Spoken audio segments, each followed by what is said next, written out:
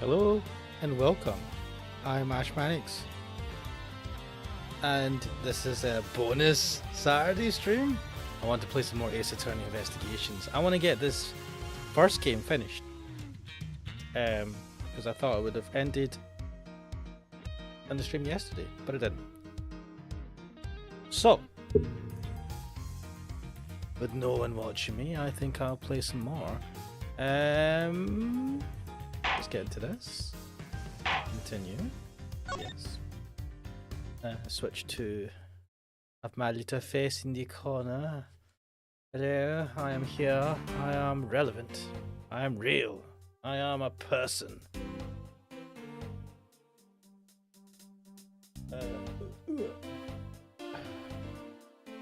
Alright, we're gonna go into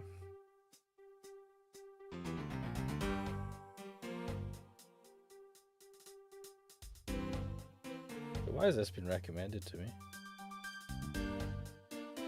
What the fuck? I don't know. Anyway. As I said earlier, I was assigned to guard duty in the Albastian embassy. After I saw the steel samurai off on his way towards the ambassador's office, I returned to the Rose Garden for a bit and checked up on the security situation. After all the preparations were in place, I was called back by Ambassador Alba to his office. I want us to make this clear from the very beginning.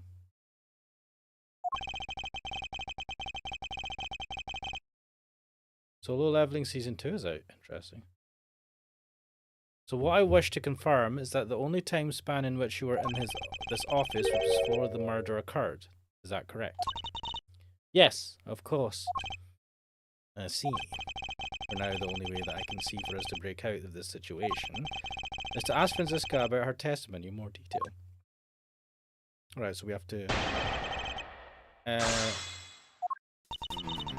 as I said earlier, I was assigned to guard duty in the Alabastian embassy. Hold it! I thought your duty was to fact-find anything you could find about the smuggling ring. Yes, that was my job. But upon hearing that the Yatagrasu had sent a calling card to the embassy, Ambassador Alba called upon us to protect the embassy instead. That incident 7 years ago. Have you forgotten what happened here back then? Anything related to that case we were involved in appears to be rather painful for her. It's not exactly one I can readily forget myself. It looks like you remember the case after all. Of course I do. I inspected every location, every possible escape route, and every aspect of the police's security detail. I did all that, then after that... After I saw the steel samurai off on his way towards the ambassador's office... Hold it! So you were at the theatre as well? Yes, and I suppose you were also there as well watching that stage show. Well, yes. So Franziska was there. Well, after the show was over and I saw the steel samurai off,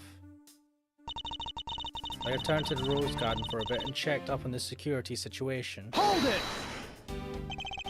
Why did you need to confirm the degree of preparation for even the speech? Let me just check what evidence we have here.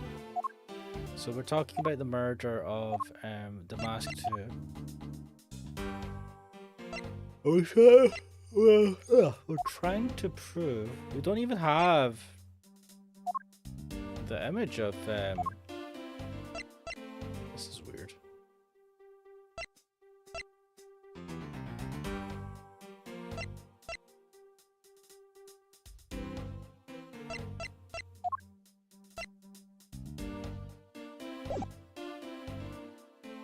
Why did you need to confirm the degree of preparation for even the speech?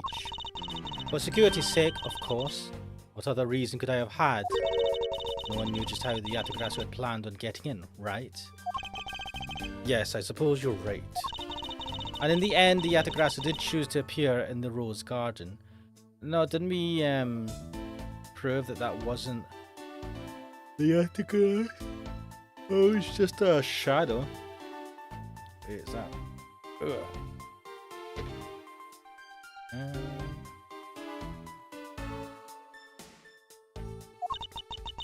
Even if it did turn out to be nothing more than a shadow. Who would have thought that she would use a shadow? What the fuck? Calm down, Franziska. She must still be nursing a grudge over the fact that she couldn't figure it out herself. I mean, Anyway, there was no one in the rose garden, and we were aware that the speech was set to start soon thereafter. Job, eh? After all the preparations were in place, I was called back by Ambassador Alba to his office. Hold it! Nope. No, Jobby. Don't. At that time, Damastu's body had yet to be found in this room. Is that correct? That's right. But Ambassador Alba was here. One could hardly miss his rather large presence.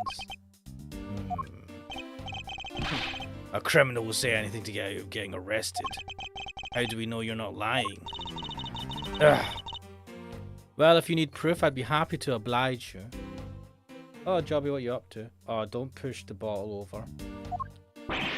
Seriously? Like I keep telling you, when I arrived at this office, Ambassador Alba was already here. He was standing by the flower box on the windowsill watering his plants. Interesting. I can attest to that. I remember speaking with the lovely lady around that time. Here in my office. Grr. No, Jobby, don't go after the microphone. Let me just give you scritches. Alright then, add that statement to your testimony, and let's hear some details. Oh, so Ambassador Alba was in the room at the time, was he? When I arrived, Ambassador Alba was watering the flowers on the windowsill. Let's press on that. Hold it! For the sake of being thorough, I'd like to ask you something. How did you know that Ambassador Alba was watering his plants at the windowsill? What do you mean by that? The entrance to this room is on this side, however the window is on the opposite side. If what you say is true, then when you entered the room, his body would have been like a wall. He would have been blocking a view of what he was doing. Is that not correct? I suppose it was a bit hard to see around him. But fortunately for me, Ambassador Alba is not an immovable wall. I knocked before I entered, and as I did, he turned around to greet me, with a watering can in his hand. So it's only natural to believe that he was watering his plants, right? I suppose. After his greeting, we spent a little time talking about his flowers. He had obtained them himself and is growing them with the utmost care, you know. Larry Katari saying, whoops, 9 PM already. Yep. Welcome to the stream, Valari Katari. Yes. The plants in this room, they are all like my children. The passion flowers in the flower box and the windowsill are growing beautifully too. All 4 of them are in full bloom. 4. Miss Phone Karma, what did you say just now? I said that the flowers are growing beautifully. What about that, Smith? Do you not understand? What do I not understand? I do not understand why a certain thing is the way it is. I'd like for you to append the statement to your testimony. Very well. There were 4 large passion flowers in full bloom in the flower box. Jobby, why are you hurting me? Objection! Get the Jobby cam. Where is it? Oh. Franziska.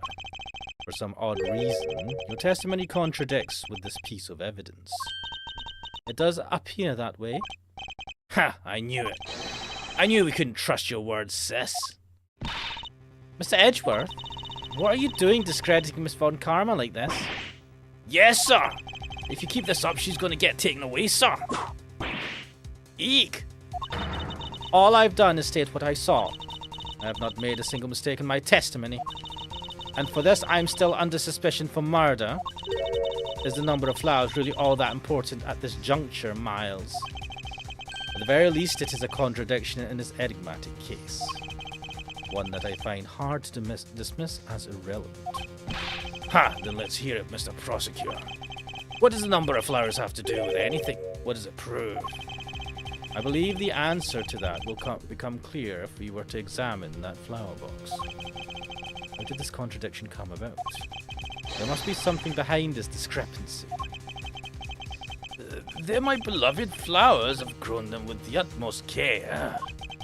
So I ask that you please be gentle with them as you examine them, Mr. Edgeworth. I understand. I won't rest until I've inspected every suspicious look and cranny.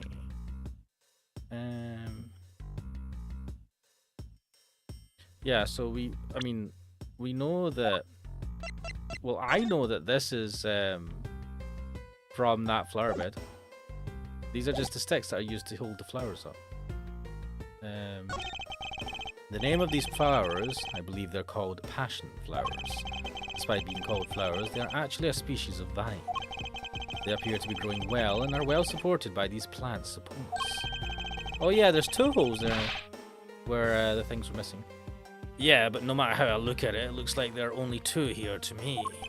Can you not see the holes? Are you blind? You realise, don't you, sis? Your little lie has failed you. I mean, that doesn't implicate her in any way. The fact that she said 2 instead of 4. Miles Edgeworth, hurry up and shut this man up for me already. I suppose I will need to use some evidence to shut him up, won't I? Oh, Jobby, why you... Oh, it hurts. It hurts. You're making biscuits on my leg, and your claws are sharp. I believe I have just the piece of evidence you require. Oh, do you? You do you? I've got a feeling this is not going to work. You have such confidence in the face of your current plight. Just, safe scum. But I highly doubt it'll last until the end. You howl like a wolf, Agent Lang. But we'll see if you have any bite to back up that bark after you see the evidence. The truth the passion flowers reveal can be seen in this piece of evidence. I feel like I'm going to show this, and it's not going to be enough.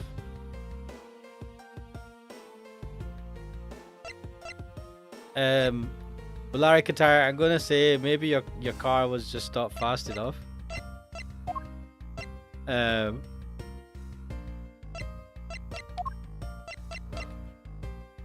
Take that! Sheena, who was supposedly in Babal the entire time, had these hair sticks on her that look exactly like the plant supports in this flower box. In other words, I believe it can be said that these hair sticks are in actuality support sticks for the passion flowers. Heh, and so what? Is this really all that important to the case? Of course it is. It means that we found yet another item that was smuggled between the countries tonight. Ayah! Think about it logically, Agent Lang. These sticks were originally in Alabast, but somehow they wound up in Sheena's hands, who was in Babal the whole night. So make no mistake, these sticks were smuggled somehow, just like the knife and statue. Very well then. I want to hear from you exactly how they wound up in Babal. How did these support sticks find their way to Babal, and why? There must be some reason as to why they ended up there. Aha! So that's why. What? We've just decided that we figured it out. I mean, I'm sure it's the wire. They ran the wire between Babal and Alabast. I don't know how they would have chucked the wire, right? Would you have attached the wire to one of the sticks and then fired the stick through the window? I don't really know how you do that. With a crossbow? Oh, they do have crossbows in this room. And that's how you got to the sticks over to the other side. I suppose if you attached cable, the metal wire to it. Valeric has only 2 lanes and I gave way, so I had to slow down. After that, I was zooming behind about 40 meters. And my speed on showed 240. Man, you are mental on. Yeah, we don't have roads where you can go at any speed. Makes me sad. Agent Lang, if you'd please take a look at this and tell me its shape. It's just another stick, isn't it? And so it is, but the shape of the support sticks is what is important. When they are used with something in this room, that's when it all comes into focus. Oh, I was just talking about that. And the object that completes the picture when used with the support sticks is... Eureka!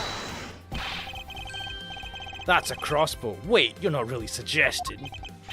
I am. These hair sticks, or rather plant support sticks. They make for perfect arrows.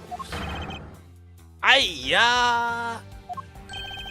What is this? I've done it. I found the common thread that connects the two offices. But this thread has yet to be completely untangled. Even using the arrows, how does this explain how the statues were transported? Furthermore, who could it have been who fired these sticks as arrows? There must be a common thread that ties all of these things together. I mean, there is quite literally a common thread. There is that. And if you wire them together, then I suppose...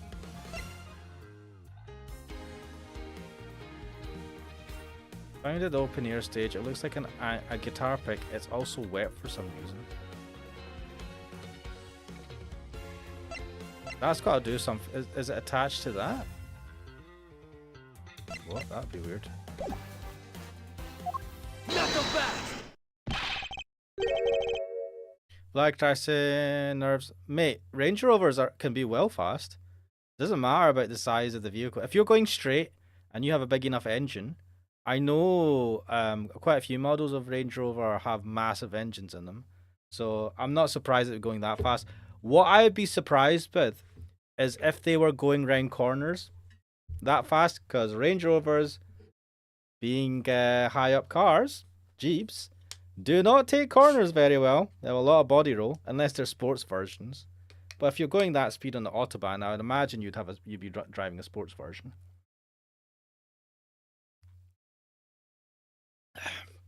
Like Tyson, I don't think that body type's necessarily dangerous for that speed. Well, actually, okay. To be honest, going at that speed is dangerous in general. But if you've got was it a sports version? Because they'll have the stiffened suspension and all that stuff.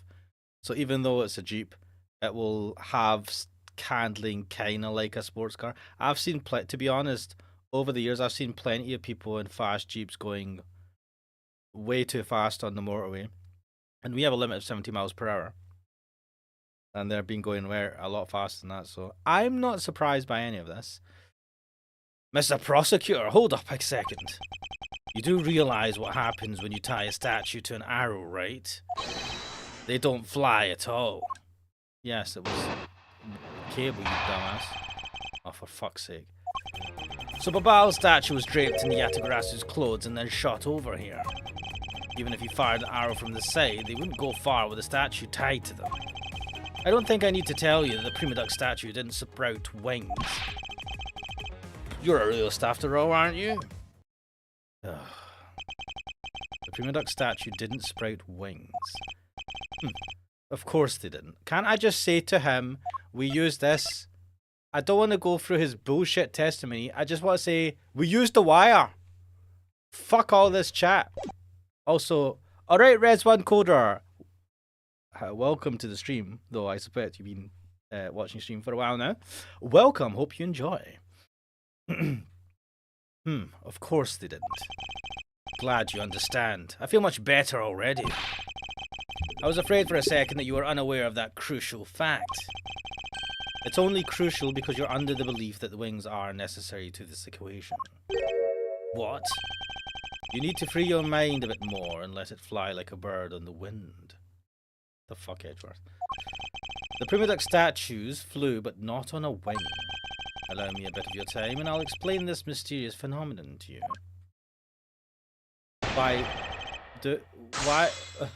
We're about to explain it. Valerie, could I leave that conversation, I believe, for the Discord chat? Leave it for the Discord, not for here. So Babal's statue was draped in the Yatagrasu's clothes and then shot over here. Even if you fire the arrows from this side, they wouldn't go far with the statue tied to them. I don't think I need to tell you that the Prima Duck statue didn't sprout wings.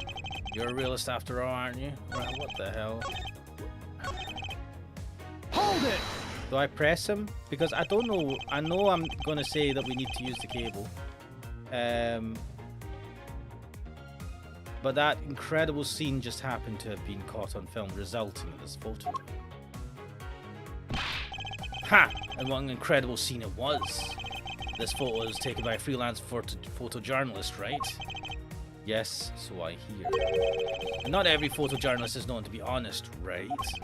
Especially not the ones that sell photos of spirits and giant creatures to tabloids.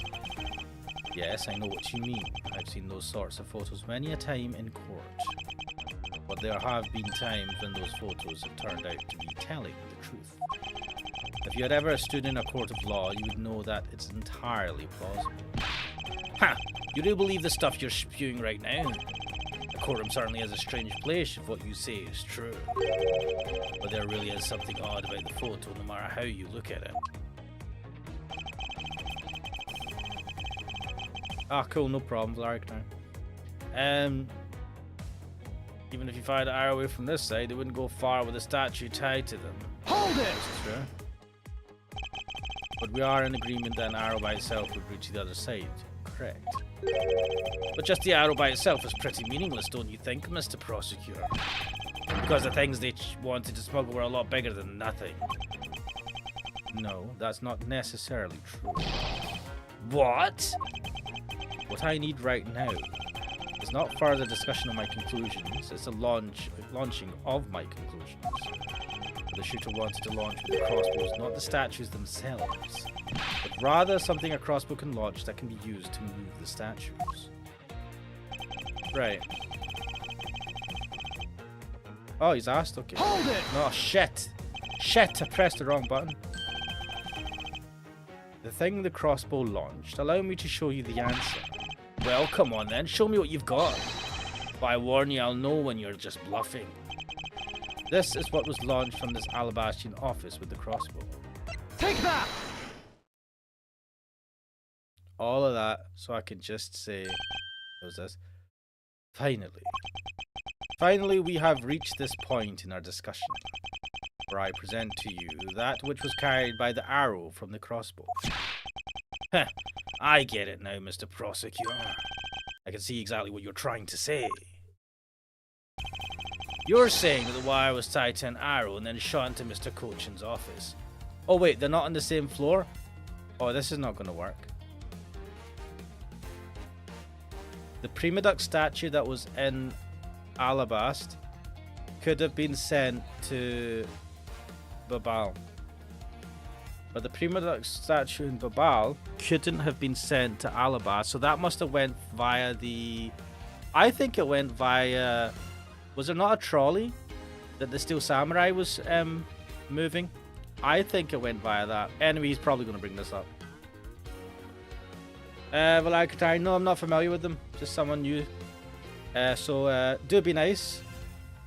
I'd like to be welcoming to all the new people in chat and on Discord.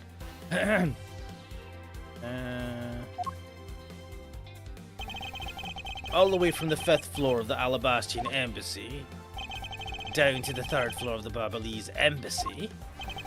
If what you're claiming is really what happened, I can see how Alabast's Prima Duck statue could be moved. Gravity could be used to move the statue down the wire from the 5th to the 3rd floor. But then what about Babal's Prima Duck statue?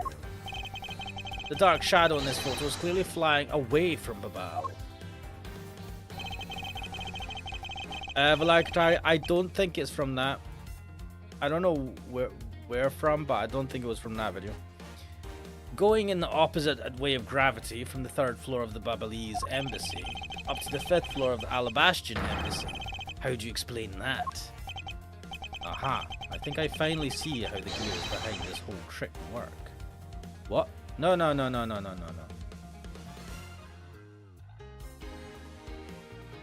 How? Let me check some.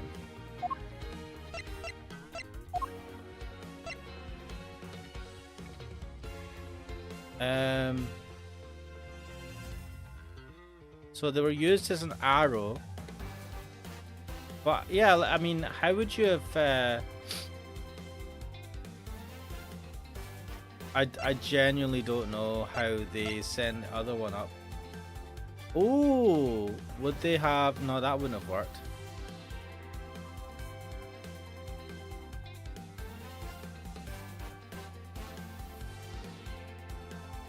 Would they have first attached the cables to the higher floor on the Alabastian side? Sorry, the Babao side? I don't know. Agent Lang, the motion used behind this trick. I wonder if perhaps you have yet to envision how it works in your head.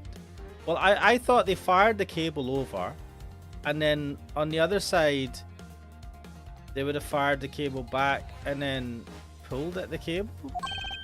Motion? What motion? This is a motion that was employed to smuggle Babal. I think it's rotary motion. I don't think it's swinging bungee action. I believe it was done via rotary motion. Yeah, so it's like the string was fired twice. Once from, say, Alabast to Babal, and then from Babal back to Alabast, and then they tie it together and use like a... They just pull the cable, right? If the two statues were transported simultaneously. Would that have worked? Knuckle back! Simultaneously? Get real, the statues would collide somewhere along the way. Objection! Did I ever say that there was only one line of wire between the two offices? Yeah, that's what I was thinking. If you shot an arrow with the two ends of a wire tied to it, a circular belt can be formed. Knuckle back! Langzi says, don't object to call a success what is beyond reasonability. What? Taking into account the tension difference between the two wires, the top one would sag too much to the point where the statue would collide anyway. This guy's smarter than he looks. Objection! Agent Lang. As you know, the Puminate statue is a one-of-a-kind national treasure.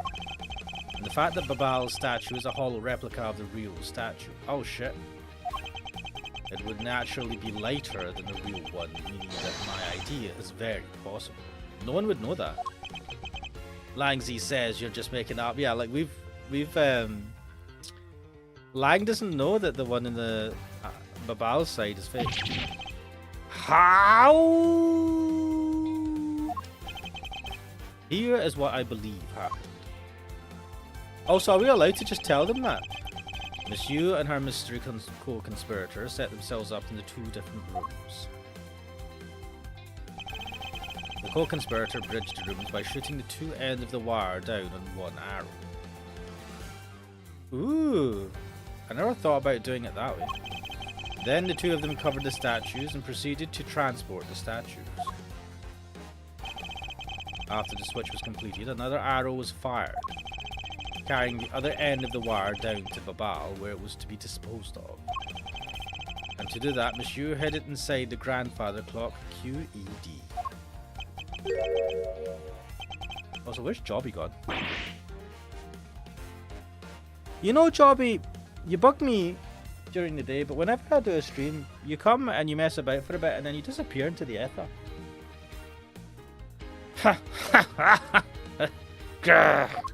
What is that reaction? This proves it, right, Agent Lang? That I'm not the killer. Not yet, sis. I still haven't had my dessert yet. Right, Mr. Prosecutor. The proof is in the pudding, as it were. Pudding is a nice dessert. So, do you think you can do it? Can you prove that what you said is what happened? Good point. Because remember, if you can't, I'll be taking a certain someone back home with me as a souvenir. That sounds so dodge. I agree that as long as there is no proof, my hypothesis remains just that. However, what I have laid out is no mere hypothesis, for there is one more piece of evidence. Oh shit, what are you talking about?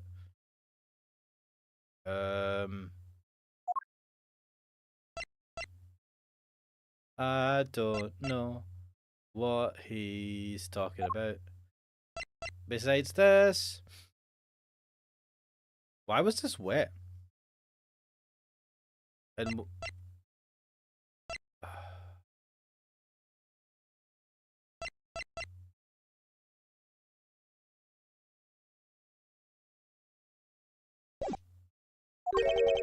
one more.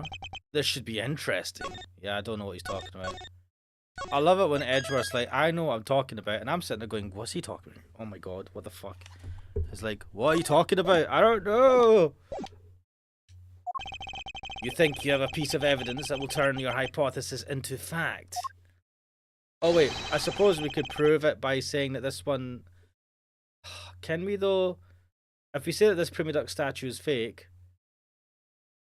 No, did we not have the evidence that showed that the one that's in Alabast had blood on it? Sorry, Babal.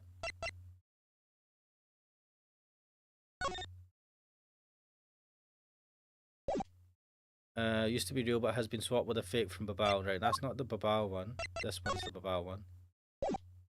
It was a fake but was swapped with the real one, is originally from Alabast. But it doesn't have blood on it? Shit. The thing that made it possible to create a circular belt out of it. Oh, that's what this is for. It was to connect the two wires together. What? They used a guitar pick looking thing. Like I was asking, I forgot to watch the end of mouth washing. I think I've noted value at the end of the game. I think it's worth watching it till the end. Yeah. I'm not going to spoil it. I quite enjoyed that game actually.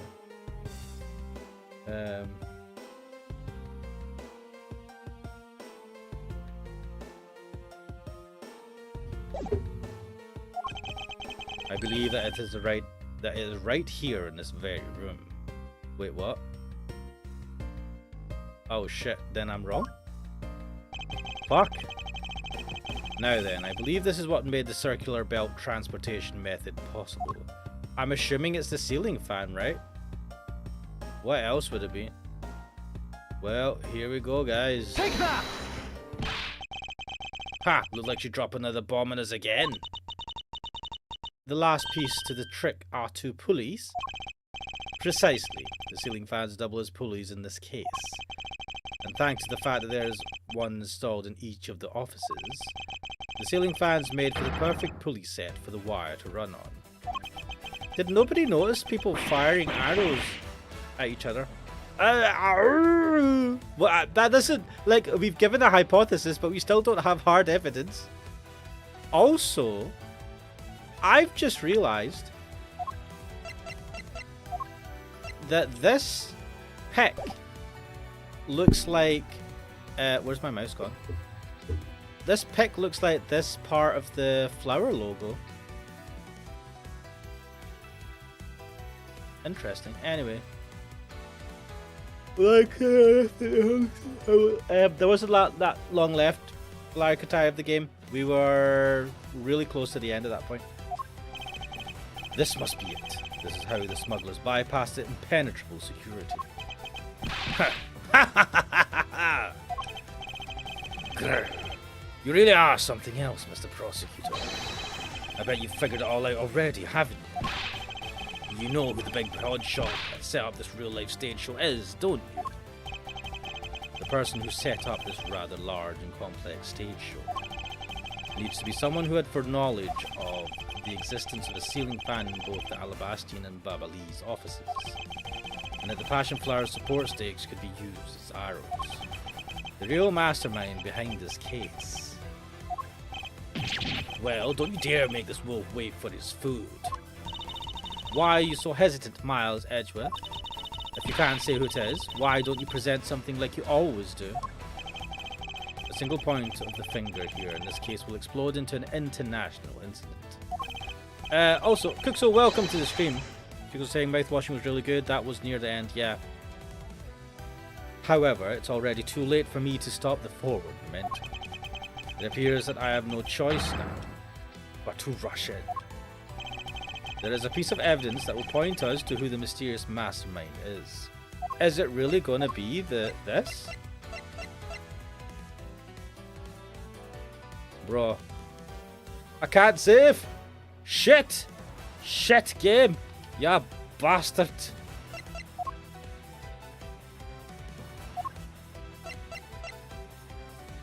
Can't be that. That's not going to be... I mean... So that was Manny Cochin who asked for the Prima Duck statue.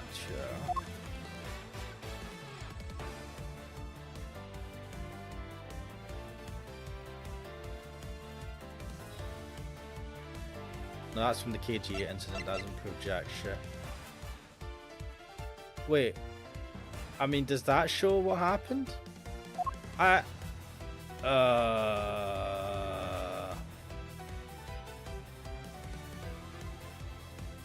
Take that! Fuck. Fuck.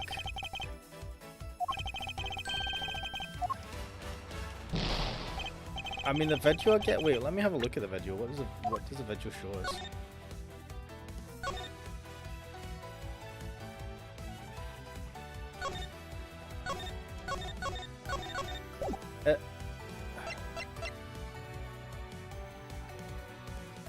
I guess the crossbow arrows? The person who concocted the trick used to smuggle the statue. They could already have the piece of evidence that shows who that is. I don't know, man. Take that!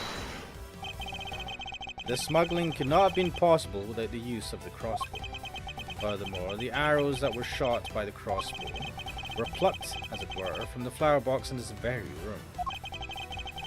They were planted so long ago that the passion flowers had the time to grow so big. That Miss Von Karma didn't even notice the arrows when she visited this room today. On top of all this, the fact that the culprit knew that both offices had ceiling fans tells us that the person has very detailed information on the embassy's layout. So as you may have already guessed, the person I am accusing of hatching this plan is the person who grew the flowers in the flower box with the utmost care. Thus it can only be you, Kirkus Alba.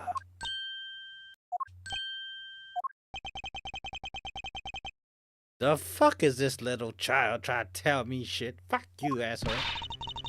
Are you out of your mind, Miles Edgeworth? Wow, Francisca didn't predict this. I'm certain of what I am saying, and I am sure that he is the culprit.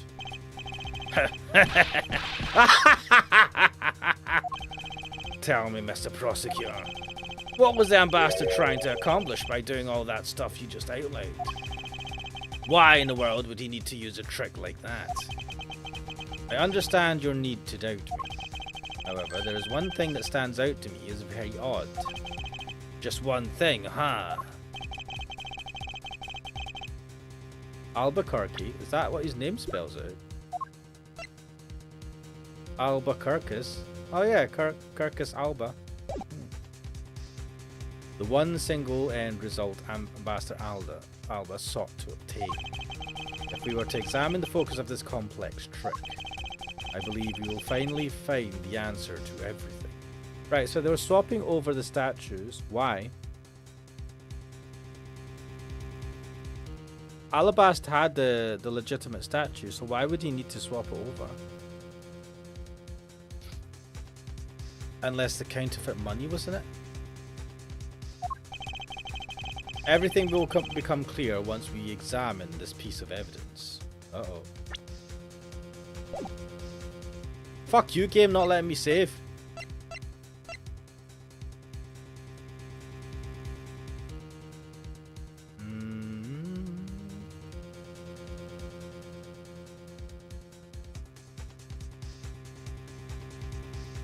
Why would you need to swap that?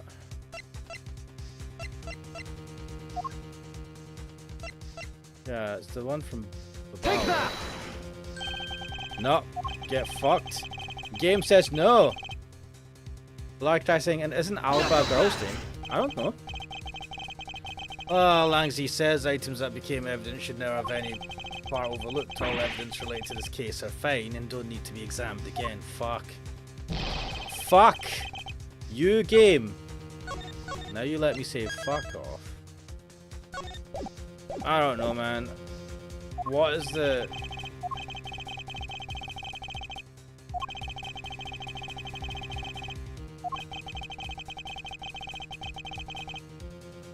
Wait, what evidence has only partially been looked at? We haven't got...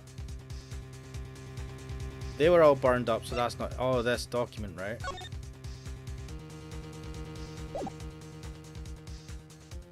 What else was partially looked at? No. I think the only thing that wasn't properly examined was we've got the tape, right? But that's for KG8, so that's not related to this. We've got the Alabast Prima Duck statue, and we've got the smuggling. But what he said was there is one piece that has only been partially checked. I mean, this hasn't been checked at all, right? The Cadopian paper document.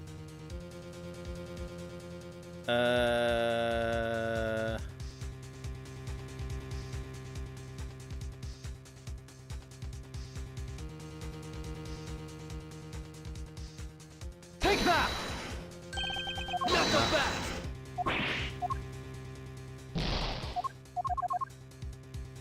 It is going to be this one, isn't it? Wait, which one did I say last time? That I don't know.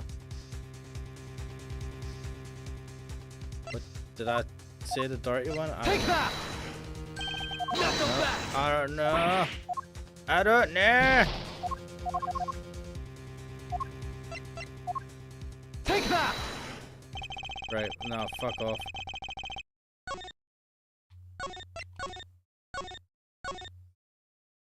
Ugh. Doesn't help that they look so fucking similar. Whatever. No. Wish I could skip through this. Do you know Valerian Kataria? It worries me that I kind of know. I've heard of that movie because of Take that! Red Letter Media. I think they're called. I think they reviewed it. I would finally fully understand the reasoning had the situation been the reverse. However, to go through the trouble of swapping the real Prima Duck statue for the fake, I sense a very shady reason for such a bizarre action. And who better to ask for that reason than King Prima Duck himself? I see. Ambassador, we'll be examining that statue now, with or without your permission. Damn. I don't think you can do that, mate. The handprint, right? We saw this before. These are Mr. Cochin's fingerprints. The fact that they're on here suggests that the statue once belonged to Babal. So it was smuggled from Babal to Alabast, huh? Why was there a need for them to smuggle it? Smuggle it in. It's got some hidden in it, right? A shield, huh? Doesn't seem to be anything unusual about it. I bet it's supposed to mean that the guy's protecting something. I don't think it's supposed to have that deep of a meaning behind it. In that case, what are we wasting time with this for? Let's look at some other area. What? The fuck?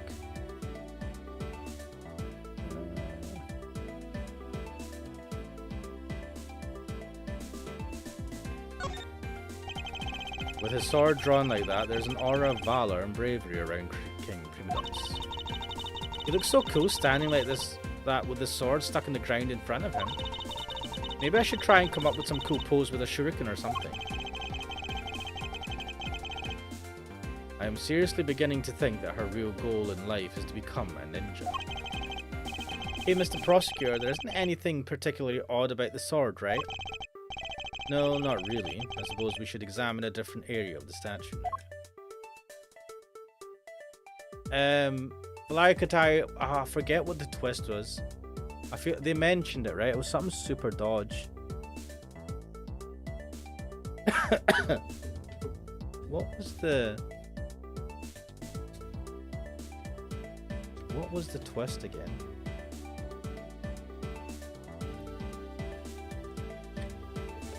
It was something crazy.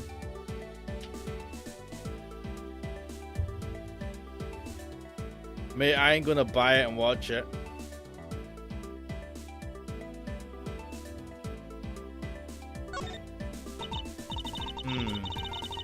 This guy kind of looks like the Steel Samurai, don't you think? Maybe it's because they look like that he was picked to be the Goodwill Ambassador? I suppose that's possible. Take a look at this area around the base of his neck. It looks like a gap. Hey, you're right. Maybe it's meant to be some kind of secret. You would never have noticed this otherwise. Perhaps it's possible to open the statue from this gap in its construction. What? Hurry up and open it, Miles. Alright, here goes. Oh, the plates! Wow, it really did open up. Hey, what's with this thing that fell out? I believe a more thorough examination of it is required. Mate, I know what this is. It's plates for notes. What in the... is this? Hey, is this what I think it is? It's a plate for making counterfeit bills. Somehow, it appears that we've at long last arrived at the exit to this complex labyrinth. We finally hold within our hands one of the counterfeit money plates, and the reason why the replica was smuggled into Alabasta to begin with. Counterfeit plate, data jotted down in my organizer.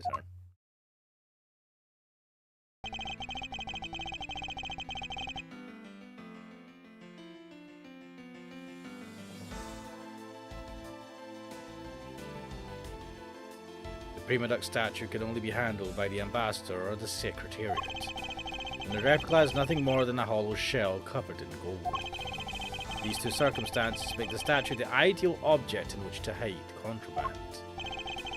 After receiving the statue containing the counterfeit plate from Sheena, the ambassador had the misfortune of accidentally running into Damask too. Surprised by the thief, the ambassador raised the replica statue at Damask and... wow, old man's got strength. Then, in order to frame the steel samurai of the murder, he covered the samurai sword in blood. Well, Ambassador Alba? I don't know what you're fucking talking about, you psychopath. I'm just an old man who's an ambassador. Get fucked. You're the lead of the smuggling ring.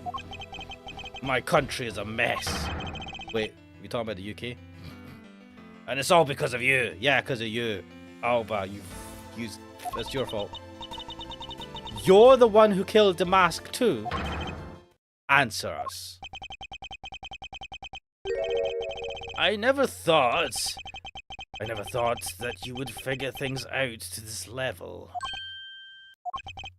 However, there is one point I disagree with you on. By the way, guys, do you know I have diplomatic immunity? Suck my old hairy balls, motherfuckers. The head of the smuggling ring was Mr. Cochin. Not so fast! Quit screwing around. I have no sympathy for someone who would try to pass the guilt on to a dead man. If there is one thing I'm sure of, it's that you're the real ringleader, Kirkus Alba. It's not good to speak with such subjectivity. You know, Agent Lang. Subjectivity. My conclusion is anything but, and is the result of logic and investigation. Logic and an investigation? Only seconds ago you were ready to arrest Miss Von Karma.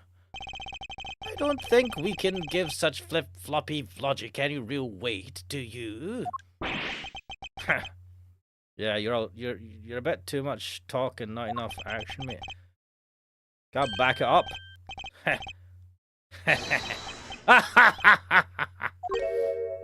Huh?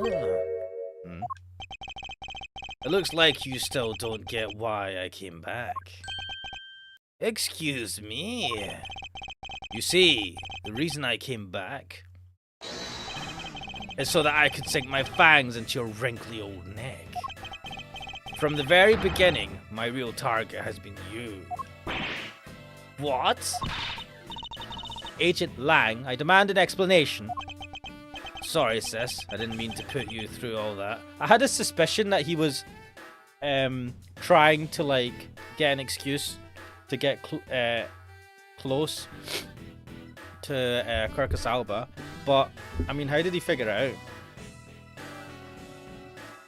out?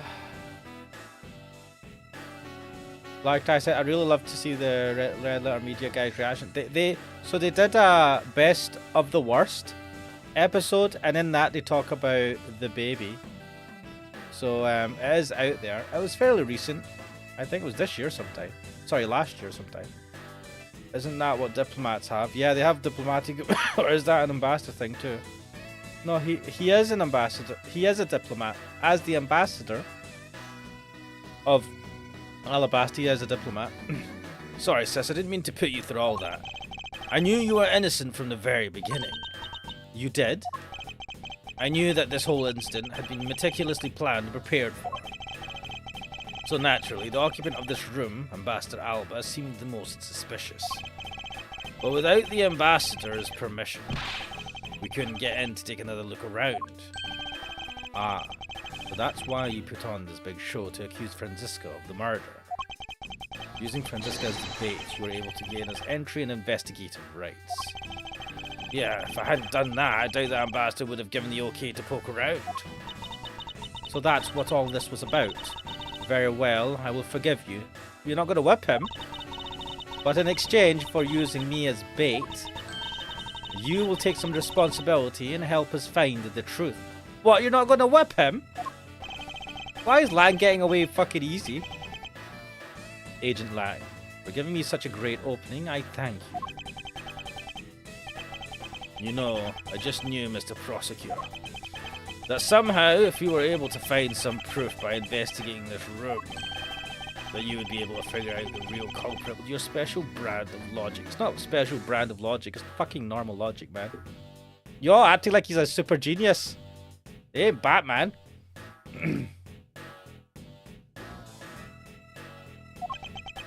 Heh, the evidence detectives collect combined with the logic of a prosecutor. That's just as it should be in a prosecutor-detective team, right? I don't know about all that, but one thing I do know is that I'm itching to see that old man get what's coming to him. Oh, you're quite scary when you want to be, aren't you? Hey, you were the one who was planning to use me to push all the guilt onto the sis. But unfortunately for you, you misjudged me. Agent Lang, I wish for you to stop trying to intimidate me. What we need right now is evidence and proof. I wonder if you have what is necessary to prove that I am the head of the smuggling ring. Objection! Don't be such a sore loser. We don't have hard evidence. What are you talking about? I mean, we have we have evidence that the plates were here. I suppose he's the only one that can touch it. Is that? I mean, I suppose that's pretty. It is fairly conclusive evidence, but I don't know, man. Because I was saying, oh, you're near the end of this game. Yeah, but there's 3 parts to this section, man. Holy shit.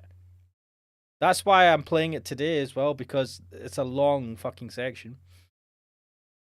If you really are the head of the smuggling ring, then you should acknowledge your crimes with dignity. Dignity? That is nothing more than a fool's insincere display of strength.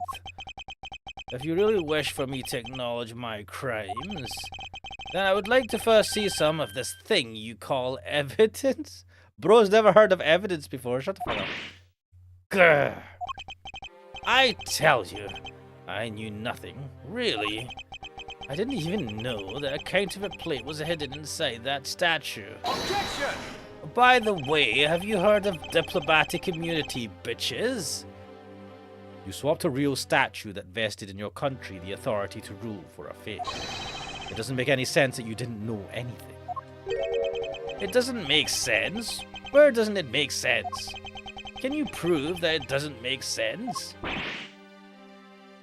You ask someone a question, and Edward's like, oh shit, he's questioning my logic. He's really got us. He's just like, prove that it doesn't make sense. Shit, I was hoping he would just take it for face value. He's so smart. He's turned the entire situation around against us. There's like a bunch of idiots taking on someone with like lukewarm intelligence. The proof that Interpol has been after which points this man is the ringleader. If we can somehow find that proof now, then we can see to it that justice is finally served. Is there nothing I could use to break this case wide open?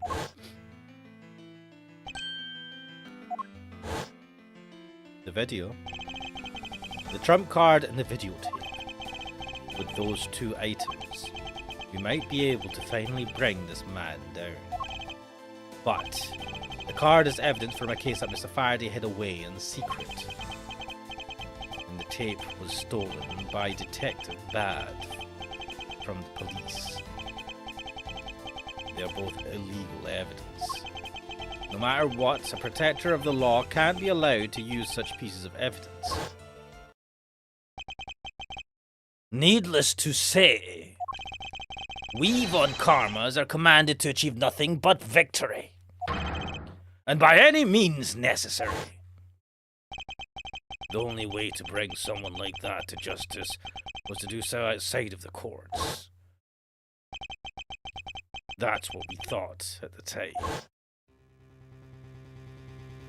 What's Edgeworth going to do? I no longer follow the path of Manfred von Karma. And I won't follow the path of the Yatagarasu. This leaves me with what? What creed will I believe in? What, you deciding to believe in a creed now? What? If I want to pursue the truth, then I will sully my hand in illegality. And if I want to pursue justice, then I will lose the truth. What is the law and what is justice? I feel like this is something you should have come to terms with a while ago. And which path is a prosecutor supposed to follow? Next time on Dragon Ball Z. That choice is one I must make by my own hand here and now. Shit!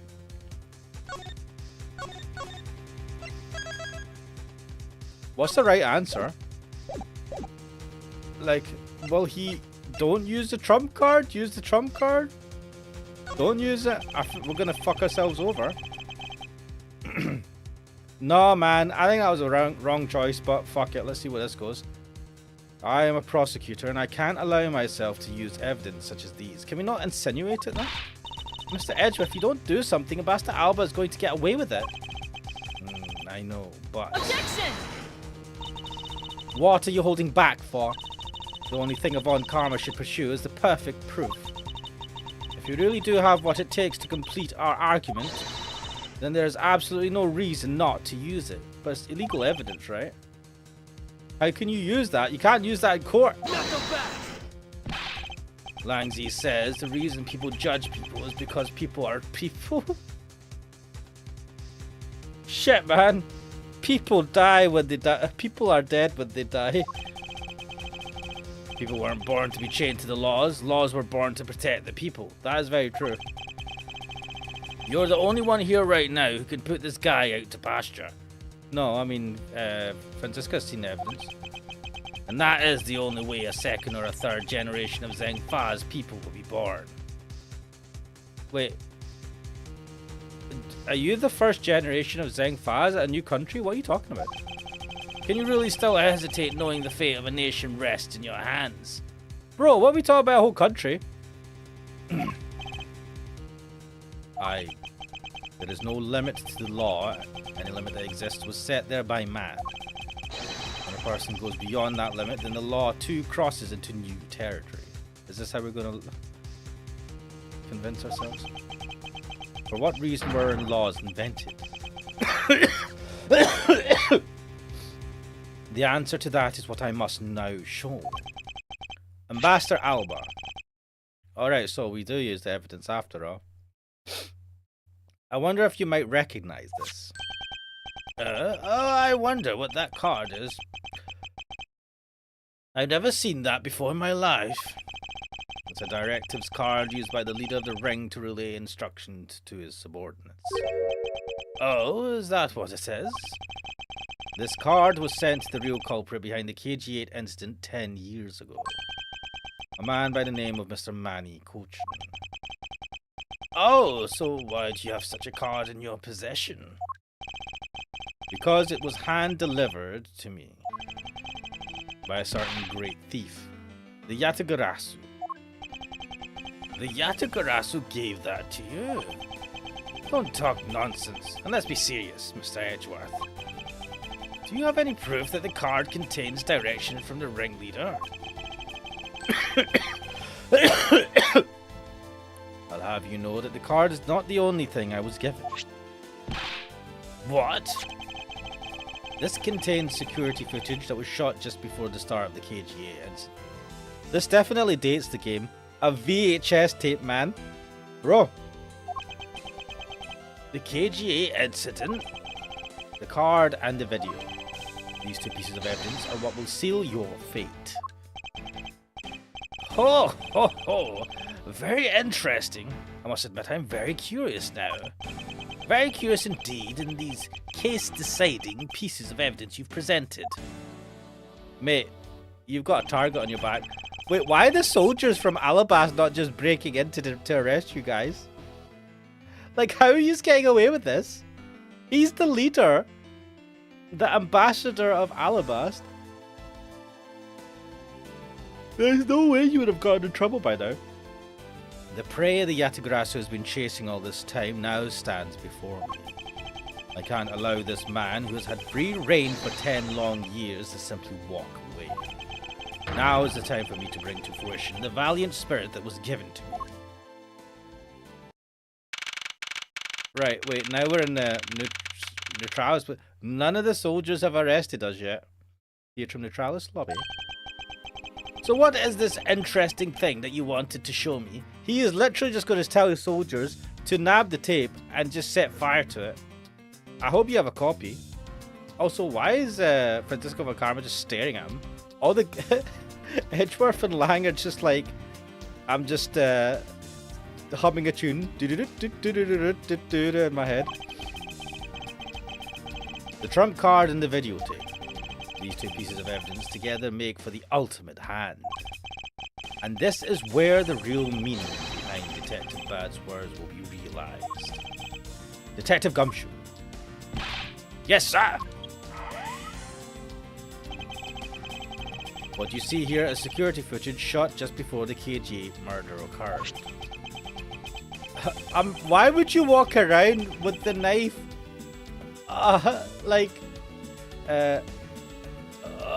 Wait, where's the button for this? Is it this one? That's story mode. Right. Why would you walk into a building holding a secret card and a knife, just keeping it all out in the open? Bro, these are not exactly super intelligent criminals.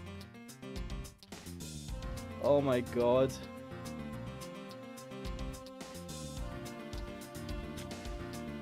For likewise, this is not England though, as the sign on the background shows. What sign?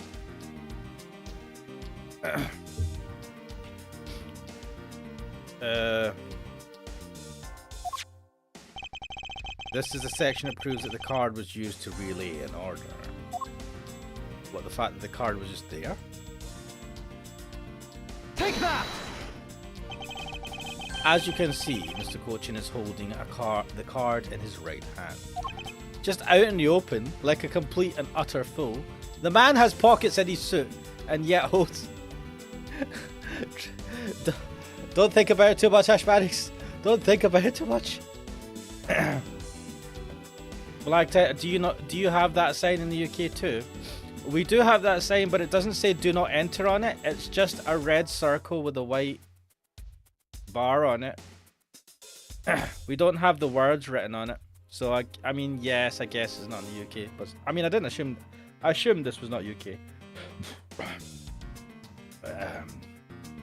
I see. The killer is indeed holding a card with the exact same design on it. But that card and the one you have, just because they look the same doesn't mean that they are, does it? Ah, but there's a very easy way for me to prove that they are in fact one and the same. All we have to do is simply take a look at this. What? Oh yeah, look at that. What, look at the blood? This dark red spot. Yes, this is your proof. Proof that the orders on this card were played out in that terrible tragedy. blood belonged to the victim of the KG8 incident. With a bit of DNA testing, but we have DNA testing at this point, we can very easily verify that as fact. If you have no objections, then I'd like for you to take a look at this next piece of footage. Mate, we're digging a hole for ourselves. We're in their embassy, and we're like, we're gonna arrest you, bitch. He's gonna get us killed. This is madness. This car that passed by in front of the victim's apartment building. This is the other thing that is so stupid. Why would you drive, if you're gonna commit a crime, why would you drive an official ambassador vehicle with the flags on it? Don't think about it, Ash Phoenix. Oh my god. But it's an official Kodopian government car. What? Detective Gumshoe, if you could please magnify the footage. Magically magnify, please. Look at that. It magnified so hard. I love that.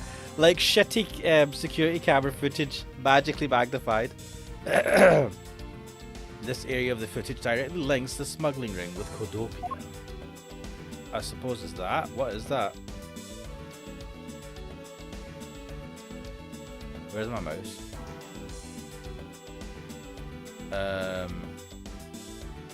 Also, why does he have the card in his pocket now? Why did he? Oh my god, I don't know. I mean, maybe he took it out to look at it, but that's still really stupid. The sexual. Oh shit. What? No? If you continue presenting completely irrelevant evidence like this, I'm afraid your investigation may fall apart. Perhaps it is time for you to retire. What? Wait. Oh man, I fucked up. Okay, focus, Miles. The area I should be pointing out is definitively here. This area of the footage directly links the smuggling ring with Canopia. Alright, okay, it's the card. Take that! The shape of this pocket and the directive's card in it tells us that without a doubt, this person in this car is Mr. Coach. Okay, I mean, we can half see his face in the picture. The license plate on the car was also captured by the security camera. And with it, we can easily find out who was sitting in this car on that day 10 years ago. Which is why I can say with confidence that you were riding in this car on that day.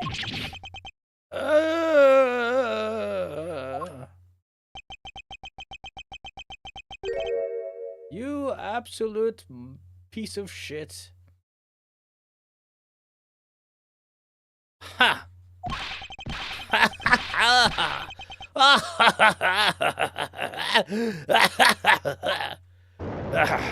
Here we go, baby. You've done well, boy, to make it this far. Damn, man, damn. However, about your claim that I was riding in the car at the time, that's going to be mighty difficult to prove. How so? The Principality of Godopia no longer exists. Well. So naturally, all records from that time period also no longer exist. That arrogance. What he really means is he's already erased all traces of it. Are we finished here, boy? The only weapon I have left now is this piece of footage. There must be something here that I can use against him. Bro, what are the odds that that would get captured? What the? I'm surprised by my own sight. Ambassador Alba. Yes, what is it? You were once an army man in the service of Godopia, and it was you who made the many missions you participated in successes, correct? Why the sudden backhanded praises, boy? Although, to be sure, the brilliant medals on my breast were awarded to me during the era of Godopia. You still wear them? It's kind of sad. But now I am the only one who owns this particular medal. Bro is looking at the same video footage. I said, whatever. In that case, the only person it could be who is sitting in this car is you. How do you figure that? Man is blind. By the medal captured here in this footage. It is clearly the same exact medal as the one on your chest. What? Oh wait, what the fuck? Why is his face? Wait, what's happening with his face? Is he wooden? Also, he said that Codopia doesn't exist anymore, but 8 years ago didn't Codopia exist? So more than one person could have had that badge. He only said that he only has that badge now. Whatever. This is how it will be, but I won't look back. For this is the path that I have chosen.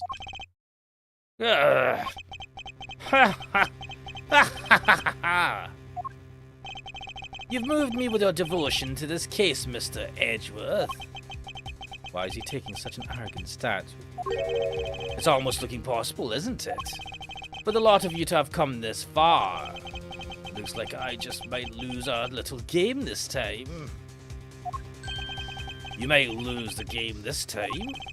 You don't get another round, Mr. Ambassador. Is that a fact? Very well, I've decided to confess and admit my guilt. You're going to confess? And I will accept whatever punishment that may come as a result. What the? Regarding the Damas 2 murder, I admit it. I did it out of self-defense. You're claiming it was just justifiable self-defense. Damas 2 attacked me and I felt that my life was in danger. If I hadn't done what I did, I might be the one you found dead instead of him. Ha ha ha! What a pathetic performance. Ha ha ha ha! I'm not giving you one.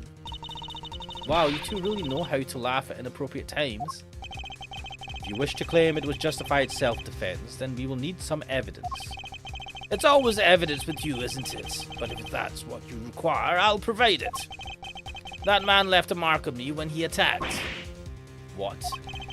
I don't particularly want to show it off, but this is proof that it was in self-defense.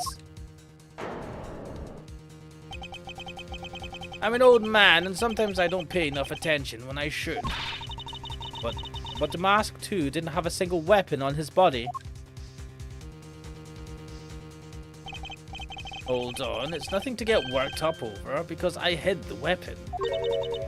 You hid it? I'm sorry, but as you know, a murder is a murder, even if it's in self-defense. It's like manslaughter or something? Well, like I think so Codopia was annexed or something, so Codopia was split into two. It was split into Alabast and Babal. But it was, they were both one at one stage. And I couldn't let it become public, seeing as how I am an ambassador. This is the weapon you seek, my special bonsai trimming shears. Bro, that's not how he died. He died by being smashed in the head. Ooh, it's covered in blood. He was trembling quite badly during our struggle. But that's then he grabbed the shears that were sitting in my office and attacked. So you see, it was an act of self-defense. Oh, that's what the guy used to try and attack you. Okay. Is he right, Mr. Edgeworth? Since he has both a wound and the weapon that caused it, it's enough to declare it so. Yeah, but he's just got, bandages. Well, how do you know it's legit? You need to take the bandages off and examine the wound. Alba's wound data jotted down my organizer. Ambassador Alba claims it's proof he was stabbed by Damas too, so it was justified defense. No way. Oh, which reminds me, I guess there's still one more accusation I need to resolve. Smuggling and counterfeiting. Unfortunately, all of that is my secretary's doing. I had no knowledge it was going on. Wait, who is your secretary? Stop doing nonsense. You're trying to throw my investigation under the bus in your desperation. If you want to get real honest, everything in this case can be connected to you. The murder of Damas 2 was done in self-defense.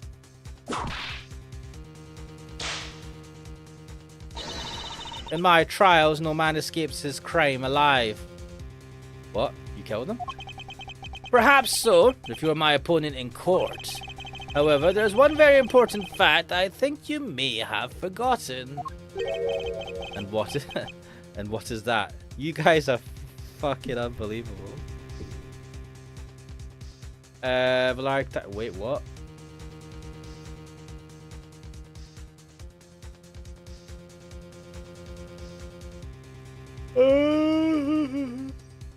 Oh, my days.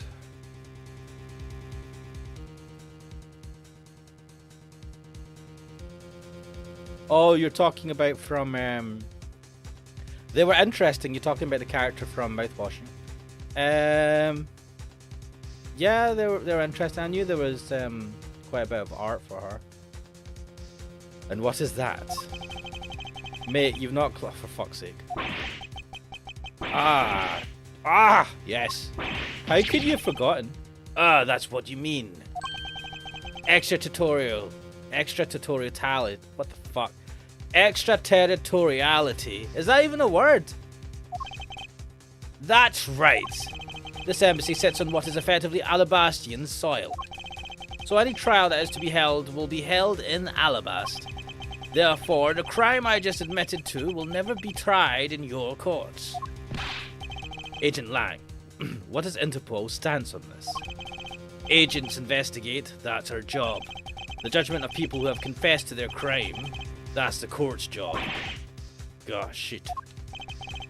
And I've already confessed to all of my crimes, Agent Lang. Furthermore, by the very nature of my position, I have full extraterritorial rights. These rights are effective even on your country's soil. Therefore, no matter where a crime may take place, I will never stand trial in one of your courts. Eat shit, bitches. Like, why didn't he... Like, Edgeworth's a fucking lawyer, man. He should have known this from the beginning. Lang's an investigator. He would have known this... Come on, guys. Come on, guys. That arrogance and your expression. That's nothing like the face of someone who's ready to accept the consequences. He's just said that he's got diplomatic immunity. Come on, guys. Don't tell me you have your own country's judicial system eating right out of your hands. Obviously. These crimes you all speak of so seriously of. To me, this has all been nothing more than a game. Wow. You may chase me out of this embassy with your accusations, but it's no big deal. Alabasta has numerous other embassies in other countries around the world. All you would accomplish is you would change the backdrop of our little game. These two layers of protection that extraterritoriality provides. This is why he is one of those who cannot be brought to court. You see now, don't you? I live in a whole different world than you. Now, if you excuse me, I need to go and fetch your eviction papers. You need to get eviction papers? Just tell them to get the fuck out. Ugh. Is there nothing we can do? Mate, you're fucked. You didn't even know that he had extraterritoriality, or whatever the fuck we're calling it. Basically, diplomatic immunity. Wait, did that not refresh my bloody gauge? Oh, you shithead of a game. I can't believe it, sir. Extraterritoriality. What is that? Is that even... Do you know what? I'm fucking checking this. Is that even a word? Extraterritorial. Extraterritoriality. Is a legal... Oh, fuck, it is a word. Is a legal concept that refers to the ability of a state to enforce its laws beyond its borders. But that's what the way America and UK do all the time, yeah.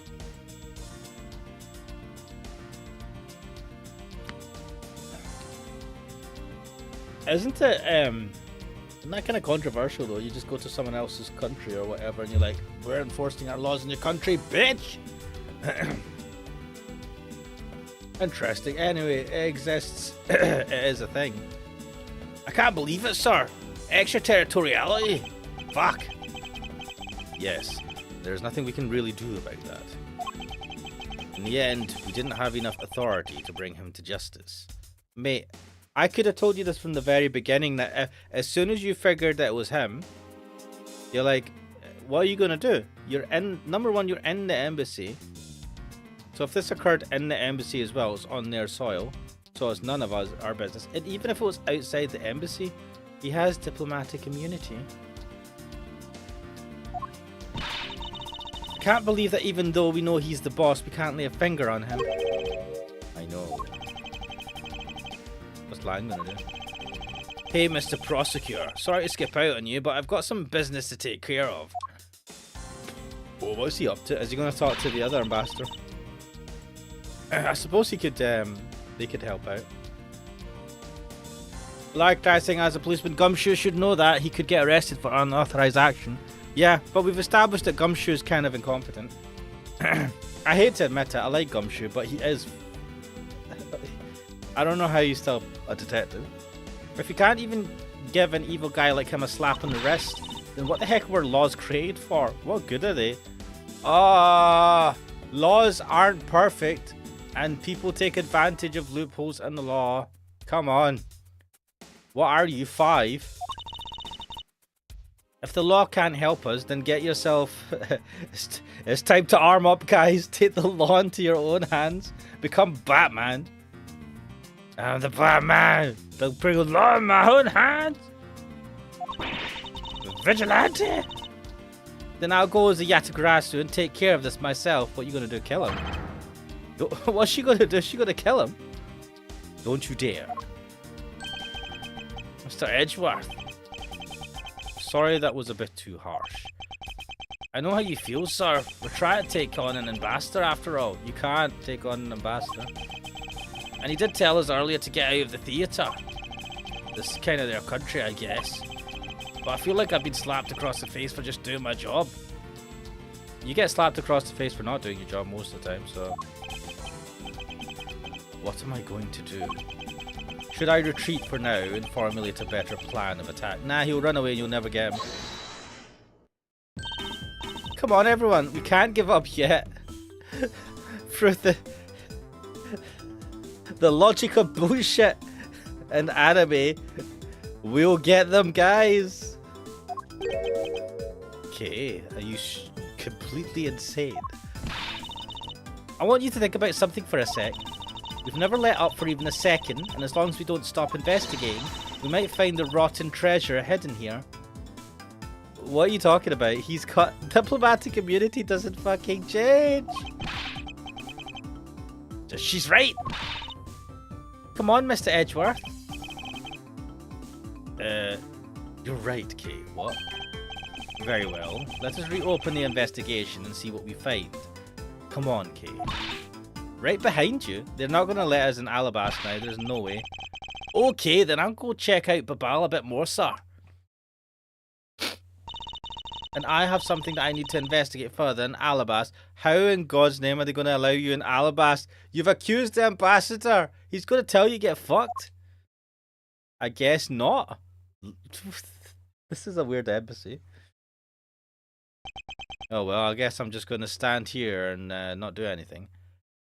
But like I said, this is a thing for ages. Yep, it is. It's existed since I can remember. This is a special place.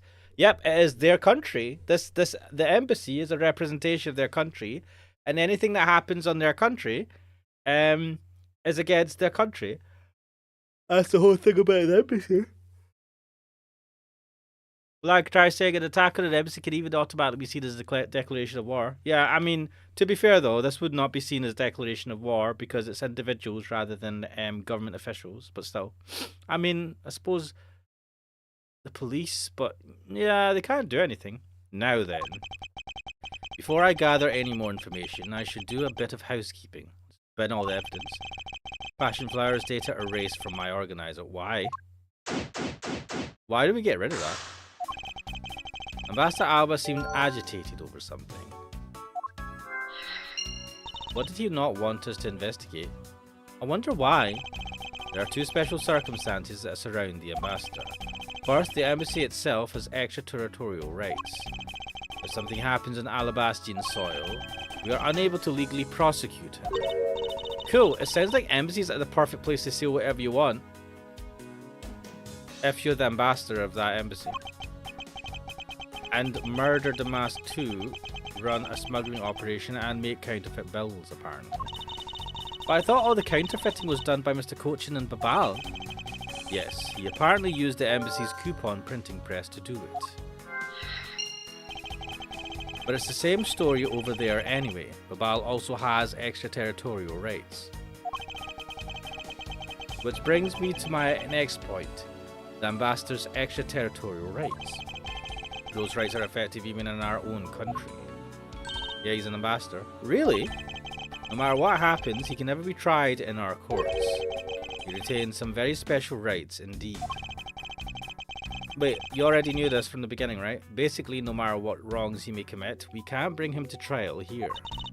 So I guess we really don't stand a chance, do we? We didn't stand a chance from the beginning as soon as you found out it was him. We might stand a chance if he can somehow nullify either one of his special rights. How are you gonna make him not be...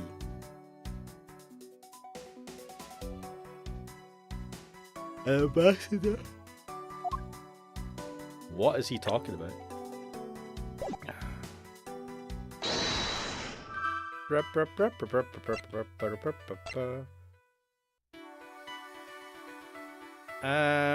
We never looked into that. Did that? Shit! Oh fuck, man! I got fucked. Yeah. Oh shit! I need to be extra careful. What the fuck am I supposed to do now? This was taken just before the two ambassadors gave their bouquets to the Steel Samurai. Wait, is it just my imagination? Or is there something in this picture that I've seen before? I won't rest until I've inspected every suspicion. Oh, there it is. There it is. It appears to be a bouquet of Persian cyclamens and roses. Wow, you even know the exact species. I never would have figured you for an expert in flowers. Shut up! Shut up!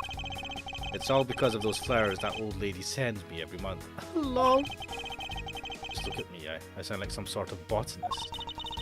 So, what exactly is this yellow flower here? That one. I'm not sure. What? You don't know? As far as I can recall, I've never seen a flower like this before. But I feel as though I've seen this shape somewhere before.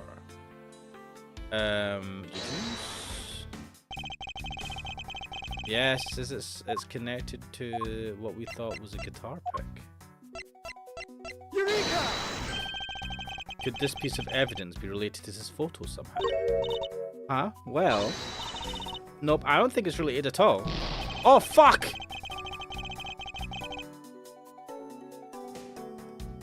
Bro, what are you talking about?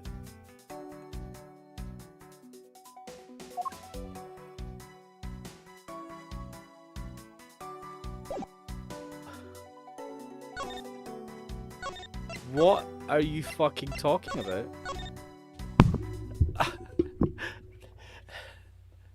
That's the fuck game? They are related, you piece of shit. Did I miss something?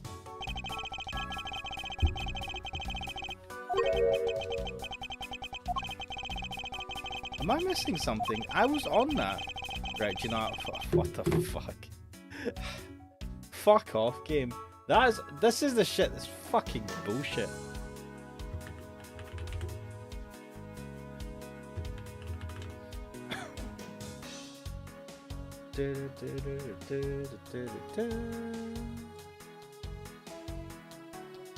Wait, why are the links not working on this page? Oh yeah, Wiki, you take your time to load. What the fuck? Oh my god. This wiki is designed by a fucking idiot. Right. Why are these links not working? How do the links not work? Don't care, don't care.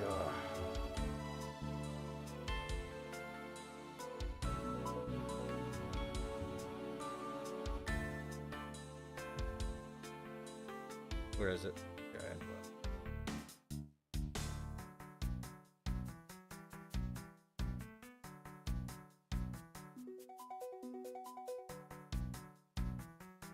Are we?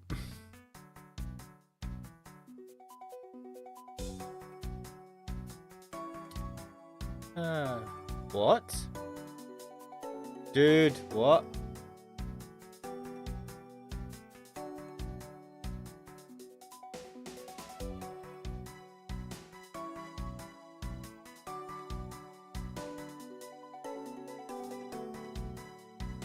Whoa, this is so lame. This is bullshit. Oh my god. Right, this is... Oh, I can't believe this. I can't believe this. Why do I have to jump through hoops? It clearly is related to the pick. You can't just let me have this one. I have to do some... Oh, fuck. This fucking contrived bullshit.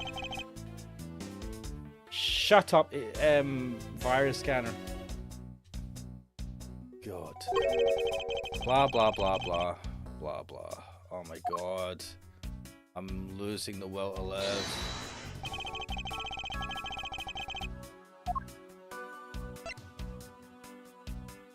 Wait a minute. Oh, shit. Okay. I admit, I should have maybe spotted this.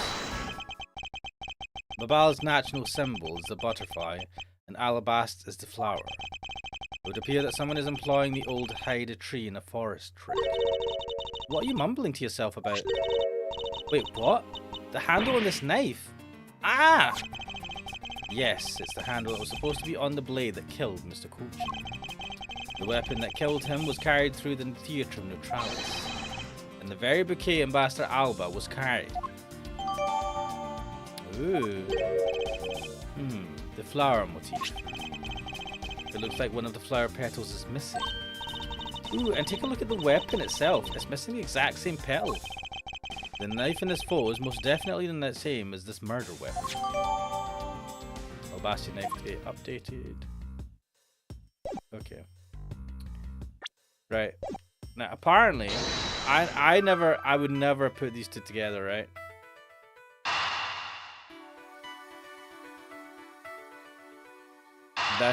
I would never put these two together. Oh, fuck!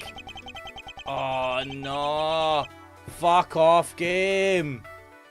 Fuck off!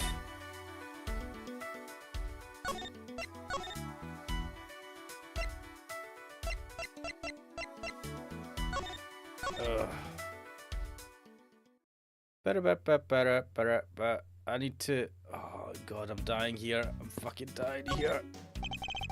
No.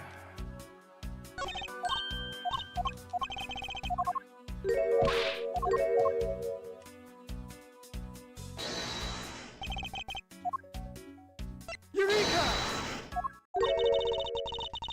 Oh god, just skip through it. Skip through it.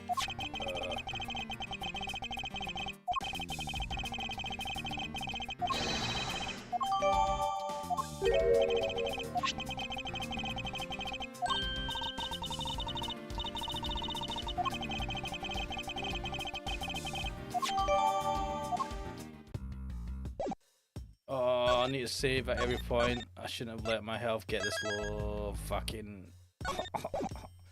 I hate this!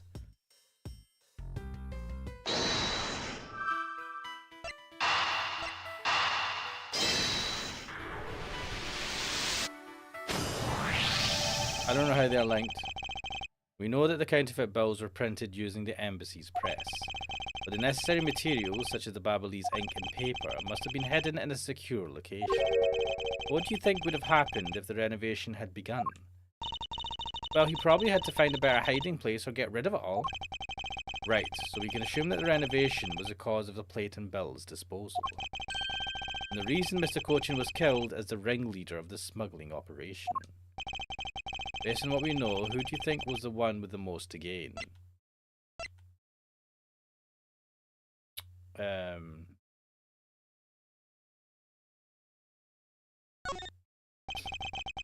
one person who has been erasing all evidence of the smuggling operation.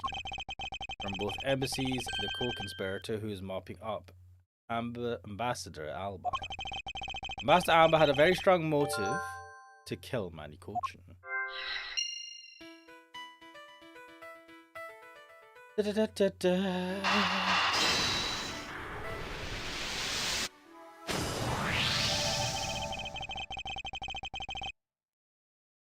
cause of Ambassador Alba's agitation, the rotten treasure we may find.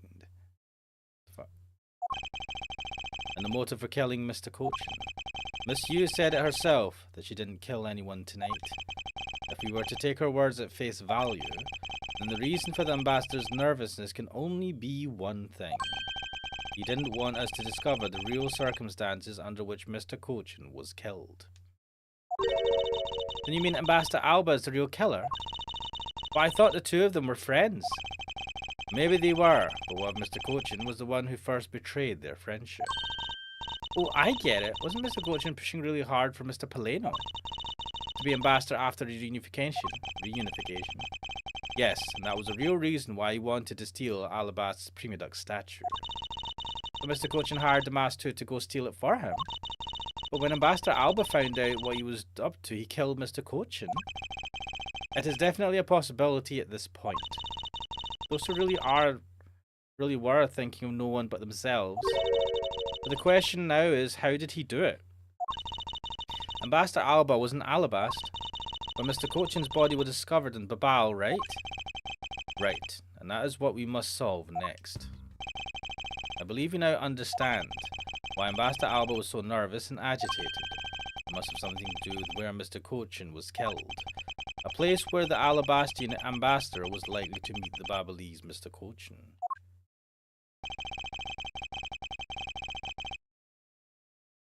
Wait, what?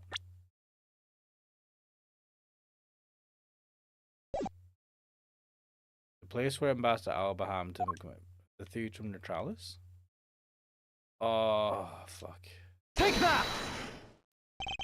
The only place that makes sense is here at the Theatrum Neutralis. What? Here? The Goodwill event was being held here today, correct? So the only place that the both of them would have been in is here. Well, if that's the case, then everything changes. This theatre isn't actually Alabastian land, so that wipes out one of those extraterritorial rights he has. It makes logical sense, in which case it's a reason for us to investigate further.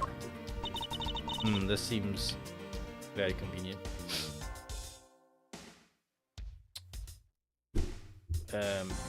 What should we check out next? Let's see. I believe we should check the immigration records for both Alabast and Babal post-haste. Babal's records should be easy to obtain, however the problem will be Alabast. I wonder if they would allow us to see their records despite the order to vacate. Objection! Oh, Franziska's back. I'm already one step ahead of you, Miles Edgeworth. Franziska. I have here the security footage from both Alabast and Babal. You would do well to take a look at its contents. Security footage data jotted down my organizer. You move fast. Avon Karma strives to be perfect in every way. It's not in my nature to keep on retreating like this. I took the liberty of looking over the Babal investigation reports as well. From now on, you'll make no excuse to back down or say that we can't solve this case. I'm sorry about earlier. We won't be beaten, because my cute little subordinate is going to try his very best, isn't he? Did you just call me cute? I don't know if she's just being patronizing or if there's a bit of truth in that. Hasn't she patronized me enough already for a lifetime? So this video contains footage from Alabast's immigration screening area. I really hope there's something in there that we can use. Well, let's use the shitty TV screen.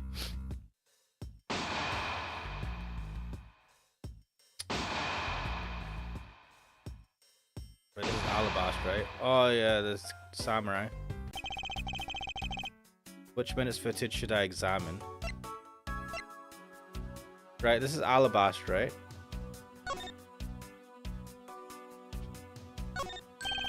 Doesn't something about this lump shape strike you as odd? Isn't it supposed to be this shape? No, there is clearly something odd about the bulge. If only we had the push chart itself, we could compare and confirm my hunch. The samurai pushed this to Albas from the dressing room. The bulge is unnatural. Next, let us check the footage from Babal's security camera. I hope it shows us something good.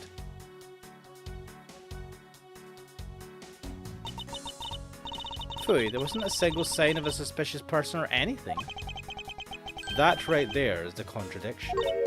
Huh? Did I miss something? You didn't miss anything. Because there was nothing to miss.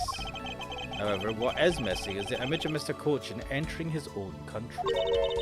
But wasn't his body found in Babal? It would appear that the true face of our final puzzle has finally revealed itself.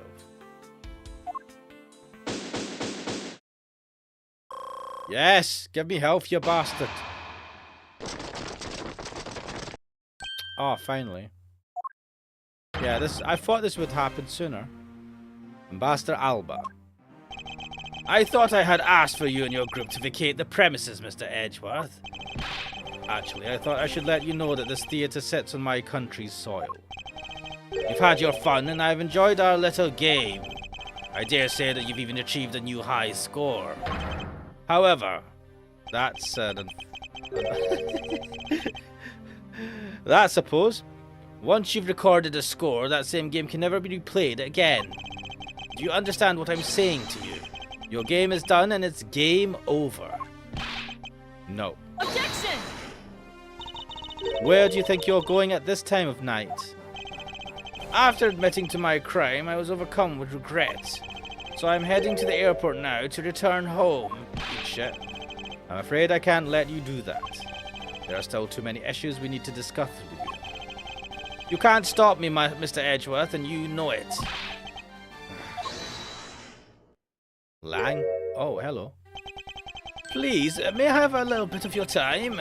Ambassador Alba. Ambassador Paledo. Even just a teeny bit is fine with me.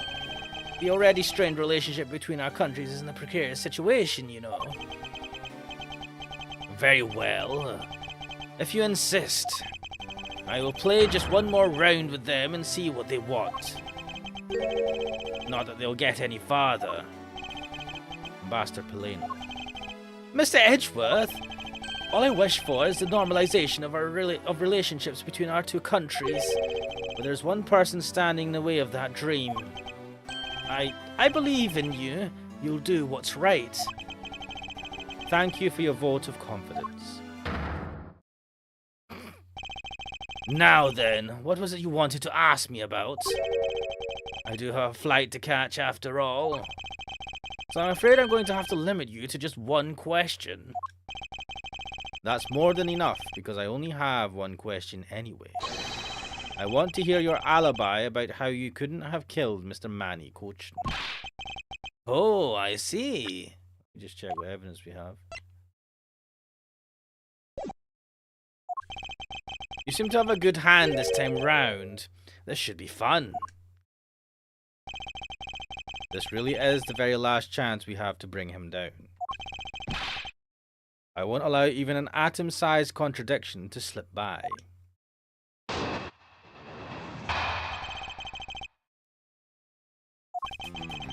Frankly, I still don't understand why I'm being placed under suspicion here. Under your hypothetical scenario, Mr. Cochin and I were fellow smugglers. But to get to the point, I was in Alabas the whole time. So it's simply not possible for me to have killed him in Babal. That is my alibi. So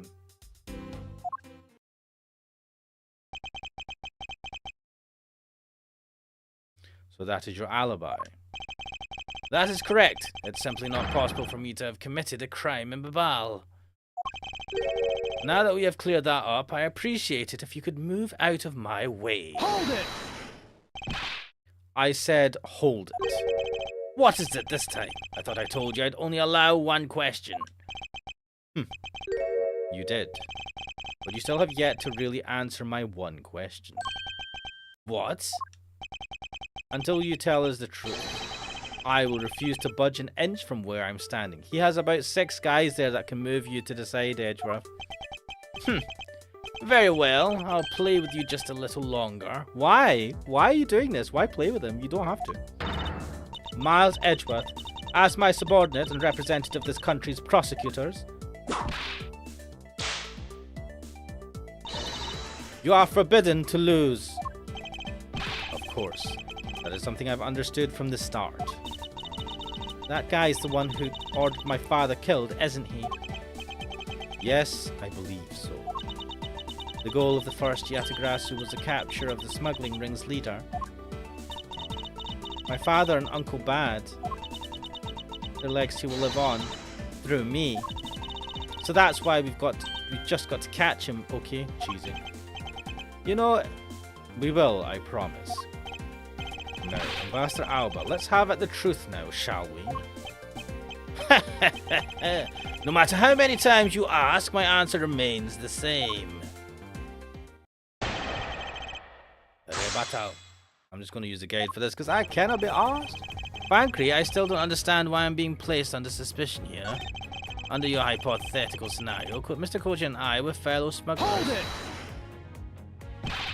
It's not a hypothesis. Earlier we proved it to be what happened. Well, let's leave that to one side for now, because it doesn't change the fact that I have no motive. Oh, so you really had no reason to kill Mr. Coach? If you want to suppose I had one, then why not? I'll indulge you. After all, this is nothing more than a silly game to me. Even if that's how you see things, I'd appreciate it if you would take me seriously. I'm sorry. I suppose you are in a bit of a pickle. Very well, a game is no fun if the playing field isn't level. Therefore, I formally claim that I had no motive to kill. Now let's see you disprove it. How can he stand there looking proud when he knows he killed another human being? Are you genuinely surprised at that? You've came across a few killers by now. Well, I'm not going to stand by and just watch him get away with his crimes. In that case, what motive would I have to kill my co-conspirator?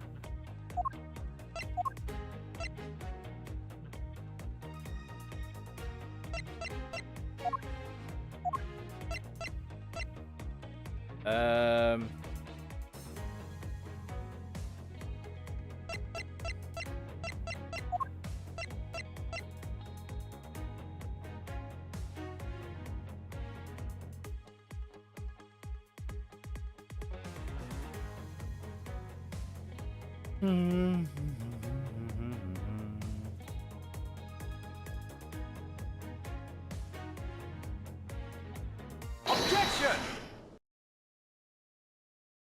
The good thing I'm looking at the guy because I wouldn't have guessed that. If you want to know, I believe you did have a motive to kill. It was because Mr. Cochin had betrayed you. But you had your own reason too. Namely, you wanted to pin the smuggling all on him. Evil begets evil, and because you were trying to test each other, it turned into this mess. Objection! Whoa, that is a one hell of an objection. I don't believe this. You had a bad penchant for telling tall tales, Mr. You have a bad penchant for telling tall tales, Mr. Prosecutor. And if you're not, then I suppose you have some proof to support your argument. I never use guesswork in moving my cases forward. It has been proven that this note was written by Mr. Cochin's hand. Shall we take a look at it? The content of the note is a request calling for the theft of Alabaster's Primaduck statue. By killing him and pushing all of the guilt for the smuggling onto him, you walk away spotless. I believe you understand what I'm driving at. You had more than a few reasons to kill him. Objection! Objection! Pile! That looks so dodge. I mean, they did it on purpose. Are you finished with your hypothesizing? Excuse me. Let's suppose I did have a motive. Even so, a motive or a thought alone can't kill. Isn't that right? I didn't expect him to retort to playing the semantics game with me. It appears that this is where the real battle will begin. Now then, if you'll excuse me. Wait. What? I told you at the very beginning, didn't I? You only get one question. Oh, shit, I forgot. Ambassador Alba, if you could please just give us just a little bit more of your time. It doesn't matter what kind of a man he was my subordinate. Everyone's talking about subordinates today. Which is why I would like for us to figure out the real cause of his death. That is something for Babal to figure out, and something to which I have no relation to. Yeah, get fucked. Damn. Now he's even turning down a request from Ambassador Paleno. I'm very sorry, but it seems that now even my voice falls on deaf ears. There is no need for you to apologize, Ambassador Paleno. You must find some way to stop him from leaving. It seems there are no further objections. In that case, please allow me to return home. Peace. Is this lying? Oh no. Hold it right there, Ambassador Alba. What the hell is Kay gonna do? Kay, shut the fuck up, child. Like I said, Mr. Edgeworth, the Yatagrasu's legacy will live on through me. What's she gonna do? Yes, but how do you suggest we stop him from leaving? You just leave that to me. Ambassador Alba, do you recognize this? No, and why should I recognize that tattered old organizer? Wait, where have I seen that before? That is a clue my father, Baron Faraday, left for us. Did you say Baron Faraday? Mr. Faraday's organizer? Don't tell me this is the one from the second KT8 incident. The one in which he wrote about the Yatagarasu's key. Yes, this organizer belonged to the prosecutor you had Miss Yu kill 7 years ago. I have no idea what you're talking about. You say that like it was related to me. Inside this organizer, he wrote up every detail of every evil thing you did. What an amusing little girl you are. Well, that sort of trickery won't work on me. If you won't believe me, then take a look at this. And what is that toy there?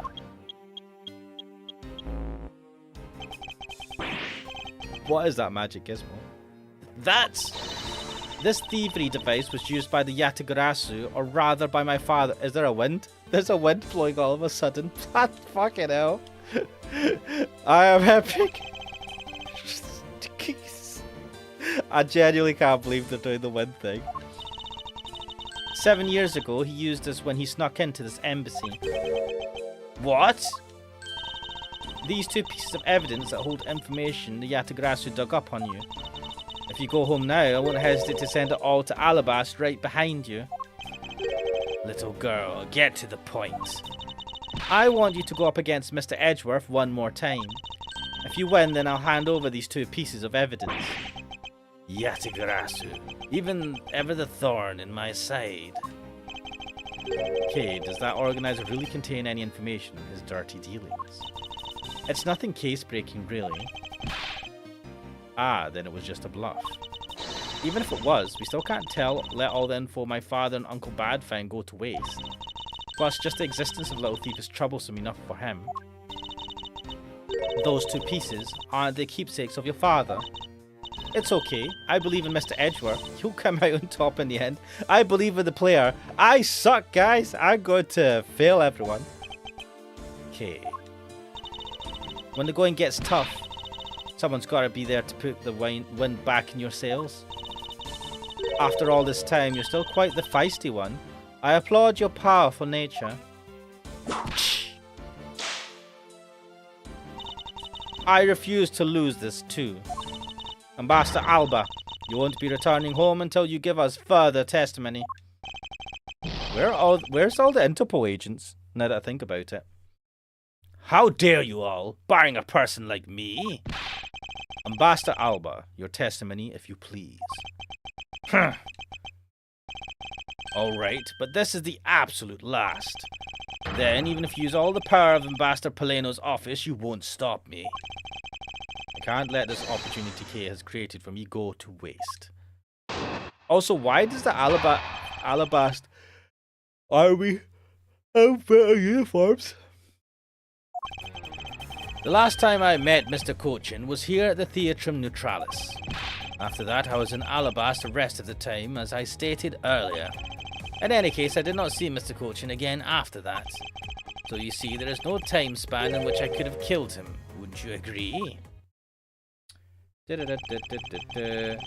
Now, since you people are practically begging, I'll allow you to question me.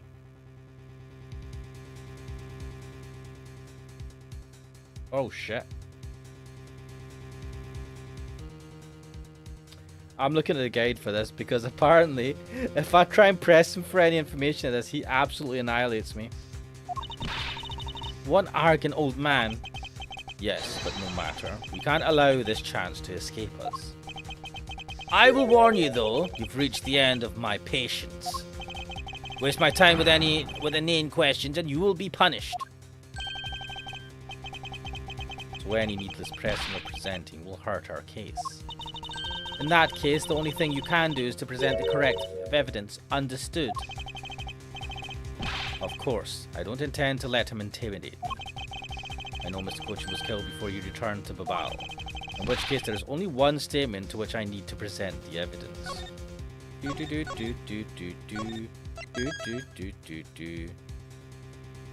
Like asking, what flight would you have to catch? Aren't they picked up by private jet? I don't think he has a private jet. And even if he does, I think the private jets, do they not have a scheduled takeoff? You have to take off at certain times. They have to agree a takeoff time with the air control.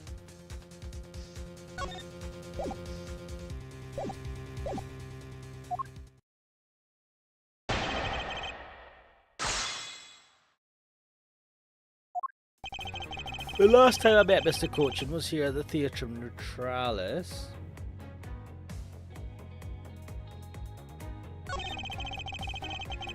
After that, I was in Alabas the rest of the time, as I stated earlier. In any case, I did not see Mr. Cochin again after that. So you see, there is no time span in which I could have killed him, wouldn't you agree? So, I think... So, the guide is telling me to show this. Because it has the murder weapon in it. I'd like you to take a look at this picture. It's a rather nice picture, isn't it? It was to commemorate the restoration of relations between our nations. Oh, it's commemorative, alright. One that captures the proof I need to show that it was you who committed the murder. Come again? This is the knife that killed Mr. Cochin. I see you recognize it. As well you should, for it was you who brought it to this theatre. You hid it in amongst the flowers you are to give to the Steel Samurai. Meaning that you killed Manny Cochin here at the theatre. Grr.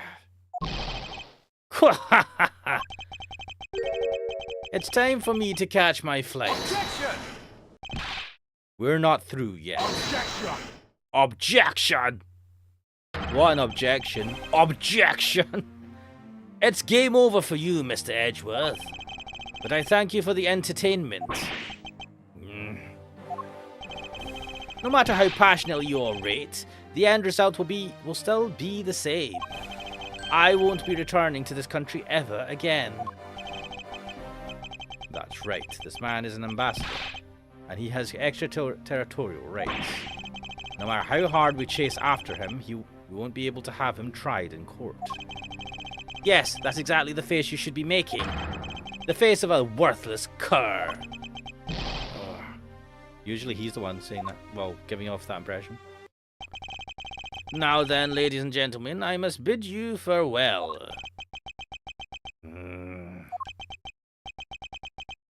The courts. Is there no one who can lay a finger on this man? Is this really the end? Not so fast! Oh, Lang. Damn! Agent Lang. Sorry to keep you waiting, Mr. Prosecutor. Yeah, baby. Get out of my way. My plane is scheduled to take off soon. Sorry, but you're not going anywhere, Mr. Alba. I'm through playing games with you people. You can't touch me. If you do, it would spark an international incident, Agent Lang. Sorry, but no, it wouldn't. What? Hey, Mr. Prosecutor. Good job holding the fort down here until I got back.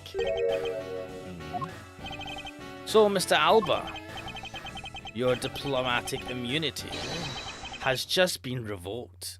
Wait, how did he get that revoked? What do you mean, revoked? Spare me this nonsense and let me through. Not so fast! Langzy says, before aiming for the throat, chew the neck shield off first. Bloody hell. Interpol headquarters in the Imperial Household of the Kingdom of Alabast. Took a while to get things rolling, but they finally moved on it. The Imperial household?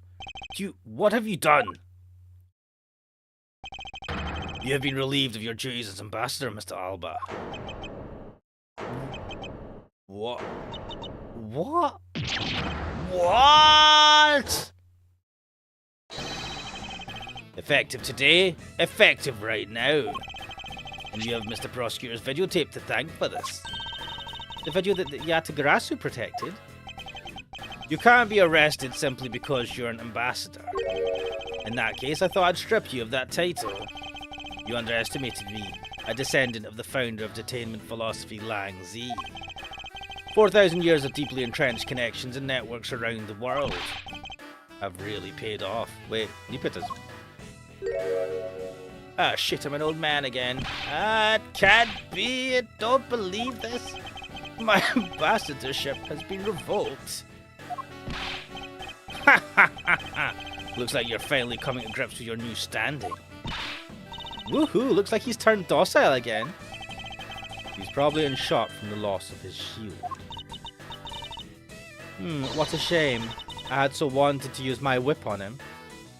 Francisca, you need to get help. Why is this happening to me? I'm just a hard-working, honest ambassador. Not the best. Do you really think you can still pull that on us now? We've already ripped away the mask and seen you for who you really are, Mr. Alba.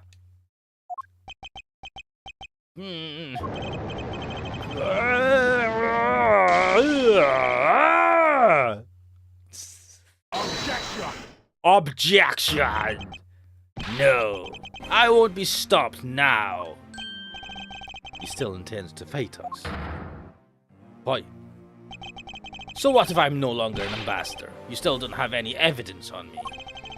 The fact remains that you cannot arrest me. Heh, I'd expect no less from you, the boss of the smuggling ring. Well, the rest is up to you, Mr. Prosecutor. Understood. You say that I killed Mr. Cochin in the theatre, but even if it's true that there was a knife in my bouquet, I left that bouquet in the theatre. So anyone could have taken it out from there and used it, right? Besides, the claim that he was killed here itself is odd. After all, wasn't his body discovered in Babal? Are you claiming that I carried his body all the way over there? Preposterous. Objection. I'll be the one to prove whether it's preposterous or not. Ex-Ambassador Alba, are you ready? Because this is no game. This is war. And I'm gonna get the guide for this because I don't give a shit. I killed Mr. Cochin in this theatre using a knife that was stuck in my bouquet. I left that bouquet in the theatre. Anyone could have taken the knife from there. Besides, Mr. Cochin's body was discovered in Babal, right? There is no way for me to have transported his body from the theatre to Babal. Look, don't you think you've had enough fun with me? You've already stolen my ambassadorship from me. Would you have me surrender too? Not the best. You have no plans to ever return to this country, isn't that right? Did you know that a bunch of your subordinates are seeking asylum because of you? What? Haha, as if I care. Hey, Mr. Prosecutor, put this guy out of the embassy and we can finally end everything. I know, and I will give it all to see that he leaves in handcuffs. Wait, well, I try saying what a one-liner. Wait, what was the one-liner? What did I miss? What did he say?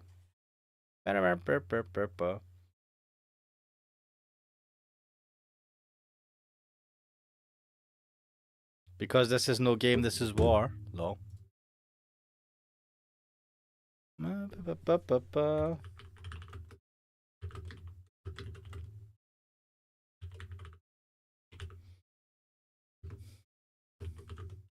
War. War! Wait, why is that not working? Oh, God.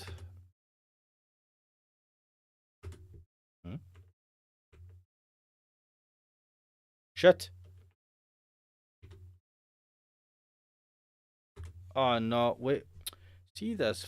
I need to change this keyboard, man. I should not have a US keyboard in the UK.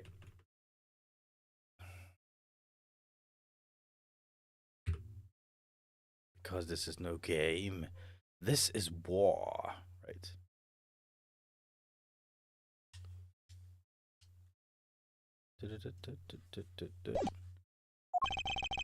Without the title of ambassador, he is just another witness. Yes, just another witness. Alright, what are we waiting for? Let's get this guy. And get him good. I wonder if they understand that all I can do is present evidence to the testimony. Like that saying, what was that? Is a subordinate sought asylum? Yeah, weird. Maybe he was abusing them. I killed Mr. Coach in this theatre using a knife that was stuck in my bouquet. I left that bouquet in the theatre. Anyone could have taken a knife from there. Besides, Mr. Cochin's body was discovered in Babal, right? There is no way for me to have transported his body from the theatre to Babal. So it was in the... Objection!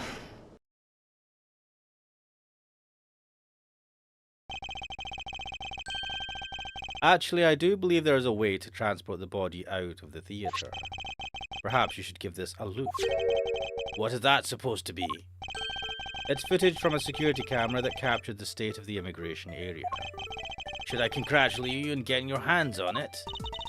Just letting you know that we're not the only ones watching your every move. Thank you for your warning. Now, if you could take a look at this section here. This lump here inside the pushcart. Do you know what's causing it? Should I? Because I don't. In that case, allow me to enlighten you. This is the cause of the unnatural lump under the cloth in the pushcart.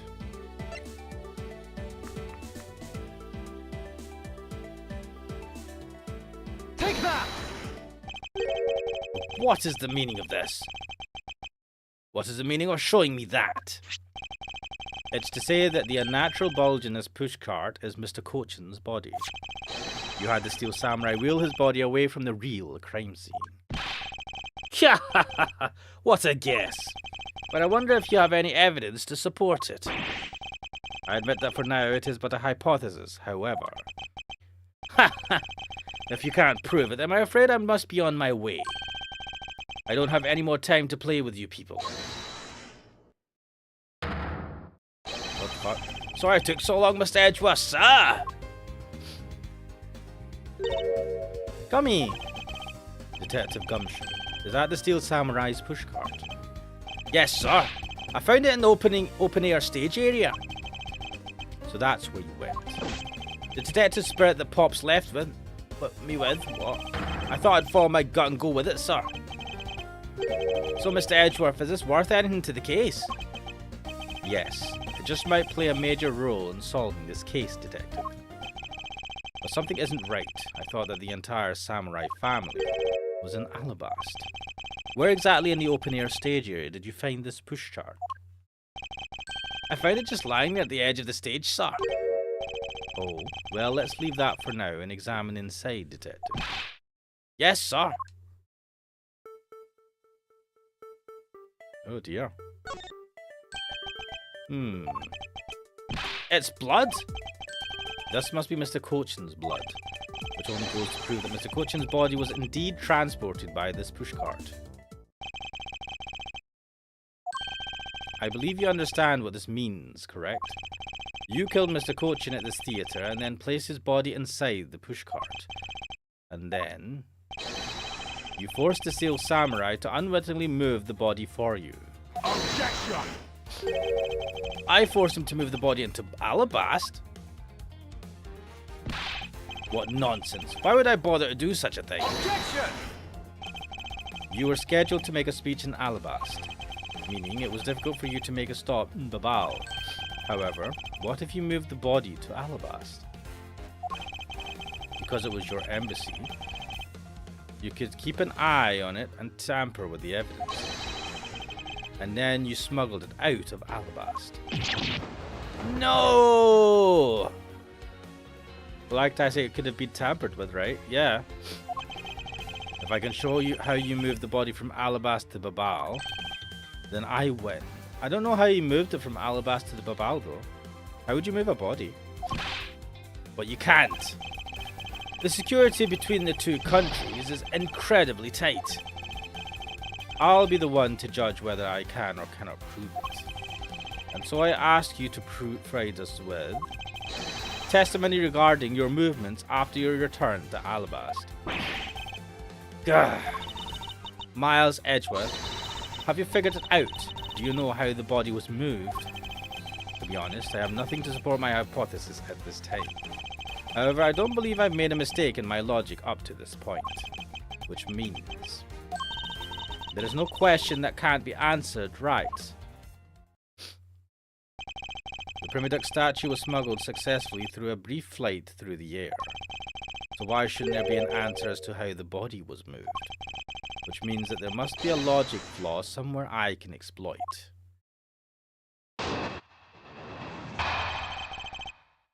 Movements in Alabasta. After I returned to Alabasta, I had my pictures taken with the Steel Samurai shaking hands. Then, just as I was about to start my speech, the Yatagarasu appeared. I feared for the national treasure, so I raced back to my office. Is that all? Yes, that's all. Objection! It looks like you left out a few things, such as the murder of the Mask 2. Furthermore, you left out the part about meeting with me in your office. Ah, those trifling matters. I don't believe I need to speak of those things again. I do so hate to waste time. What? Is not every life precious? Do you really need me to answer that for you? Objection!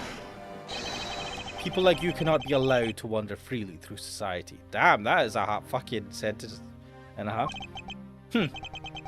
Then you'd better try hard, because I doubt you'll find a single contradiction. He's really full of himself, isn't he? Yes, he is. How can he be so confident at a time like this? Ha ha ha ha!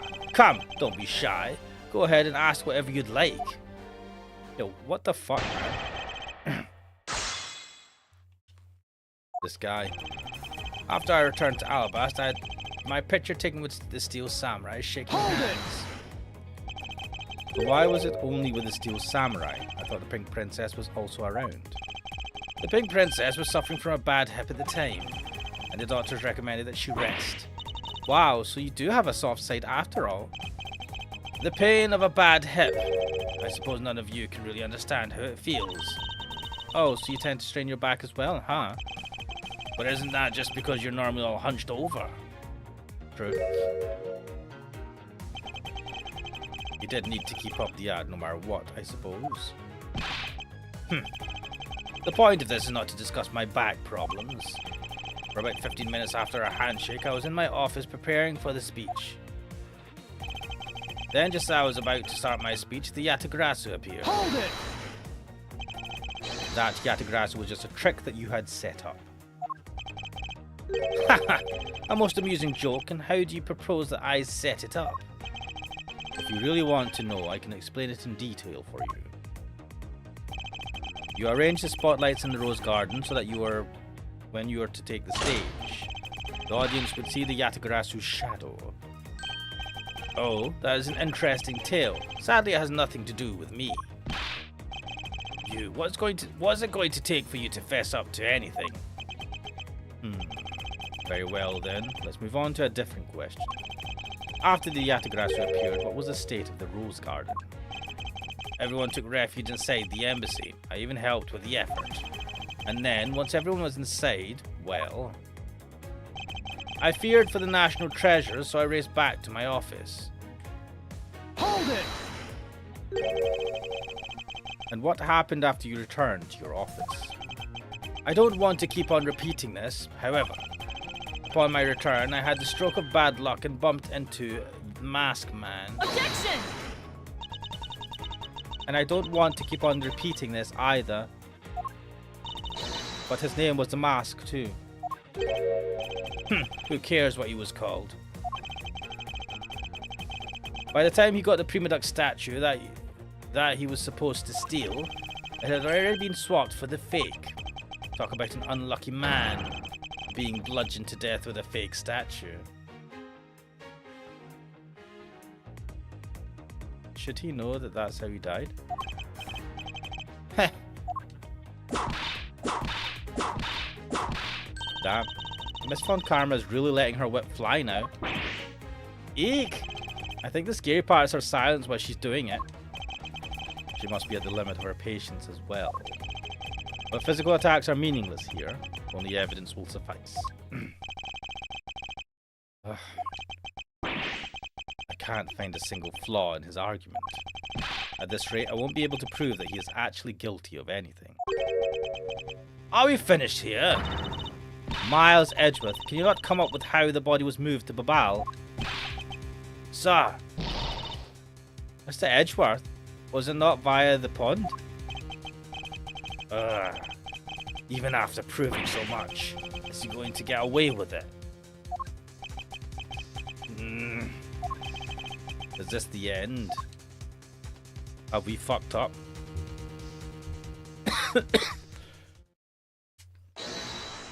What?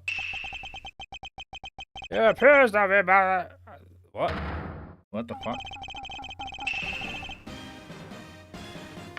It would be a great honor if you would allow us to be your allies in battle. Evil magistrate, it is time for you to pay. It's the Steel Samurai. No, you are mistaken, for I am Steel Samurai Daddy, married man of Neo Old Tokyo. And this is Pig Princess Mommy. What the fuck? Edgy Poo. Ugh. Two people that I wanted to see the least. Larry. What are you two doing here? Way to show your gratitude, Edgy. We just wanted to help. Yeesh. I'm going to get the bad guy with a single thrust of my samurai spear. Go away. Oh god. Wait. I fucking need a screenshot of this. My attitude to so many things in life. Oh no!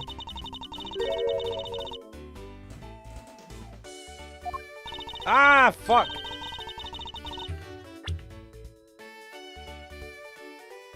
No, go back! Go back! I wanna fucking go back. Oh, I fucking hate this game! Go away. I want to be able to go back to the go away bit. Can I not go back? Fuck this game. Fuck!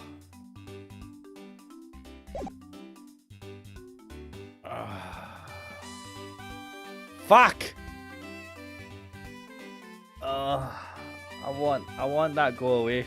Fuck, how did I fuck that up? That pisses me off. Can you not go back in these things? What's the options? No. Would be... Hey. Is it just me or is the Iron Infant completely soaked? Oh yeah. I found him in Babao, but he was in the middle of the pool. Valaktai saying you could have shot a screenshot with F12. Mate, I switch between a Mac and Windows all the time.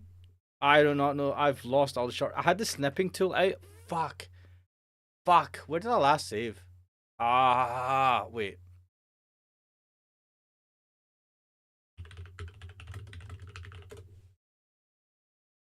Someone somewhere. Oh.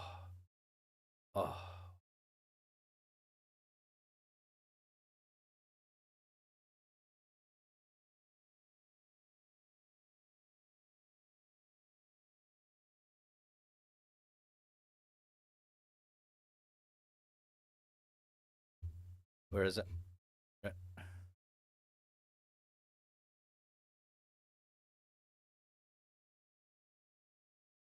Or I'm just finding this.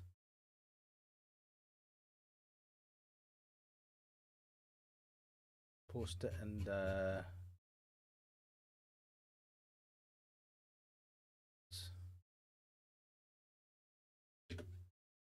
Right, it's in the Discord. The old version. This is the old version, not this version. But it'll do the job. Wait a second. Larry, go back to what you just said. Huh? Oh, it appears that we made it. Not that far back. Something about finding the Iron Infant in Babal. You found it in a pool. I don't recall there being one in Babal. Oh, that! Well, I was in Alabasta the whole time, so I have no idea how the Iron Infant wound up in Babal. I thought I had lost him in the Rose Garden. But I guess maybe this cute kid can swim, huh? Wait, what? Larry, you lost the Iron Infant in the Rose Garden? Are you sure about that? Yeah, I'm sure. I found him in... Hold it! That's enough, Larry. I love how he just shuts him down. Prioritizing snipping tool in game. Is this non-Steam? No, I've got it windowed. That's why I didn't think to use print screen. Also, the problem is I've got this bloody keyboard. Man, it's there's a keyboard without the num keys. Oh, it's a mechanical keyboard, so it doesn't. Usually, keyboards tell you where the print screen button is, which F12 button. But also, I don't think. Yeah, my keyboard's just set up weird. The Iron Infant that Larry lost managed to move between the two countries. Furthermore, the Iron Infant was found soaked in the middle of a pool.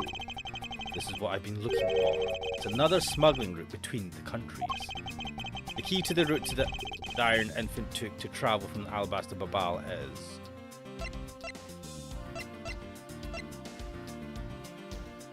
What?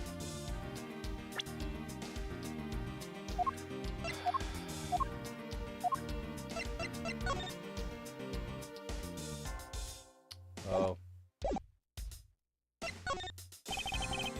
Ah, that's right. The embassy was built with bilateral symmetry in mind. Detective Gumshoe. Yes, sir. There's a location I wish for you to examine post haste. It is where I believe the route used to smuggle Mr. Cochin's body lies. Does something like that really exist, sir? Like I said, so you chose print screen instead of F12. No, I didn't choose any, like, because I don't know which button's the print screen. I don't have a print screen button on this keyboard. So I was using the snipping tool in Windows.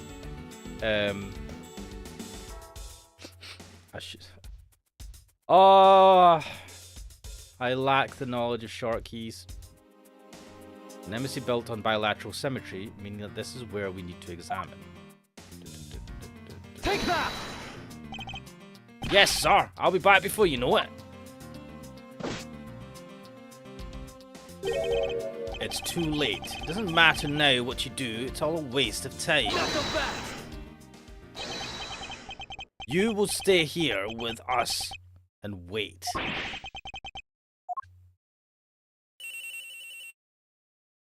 Mobile. This is Edgeworth.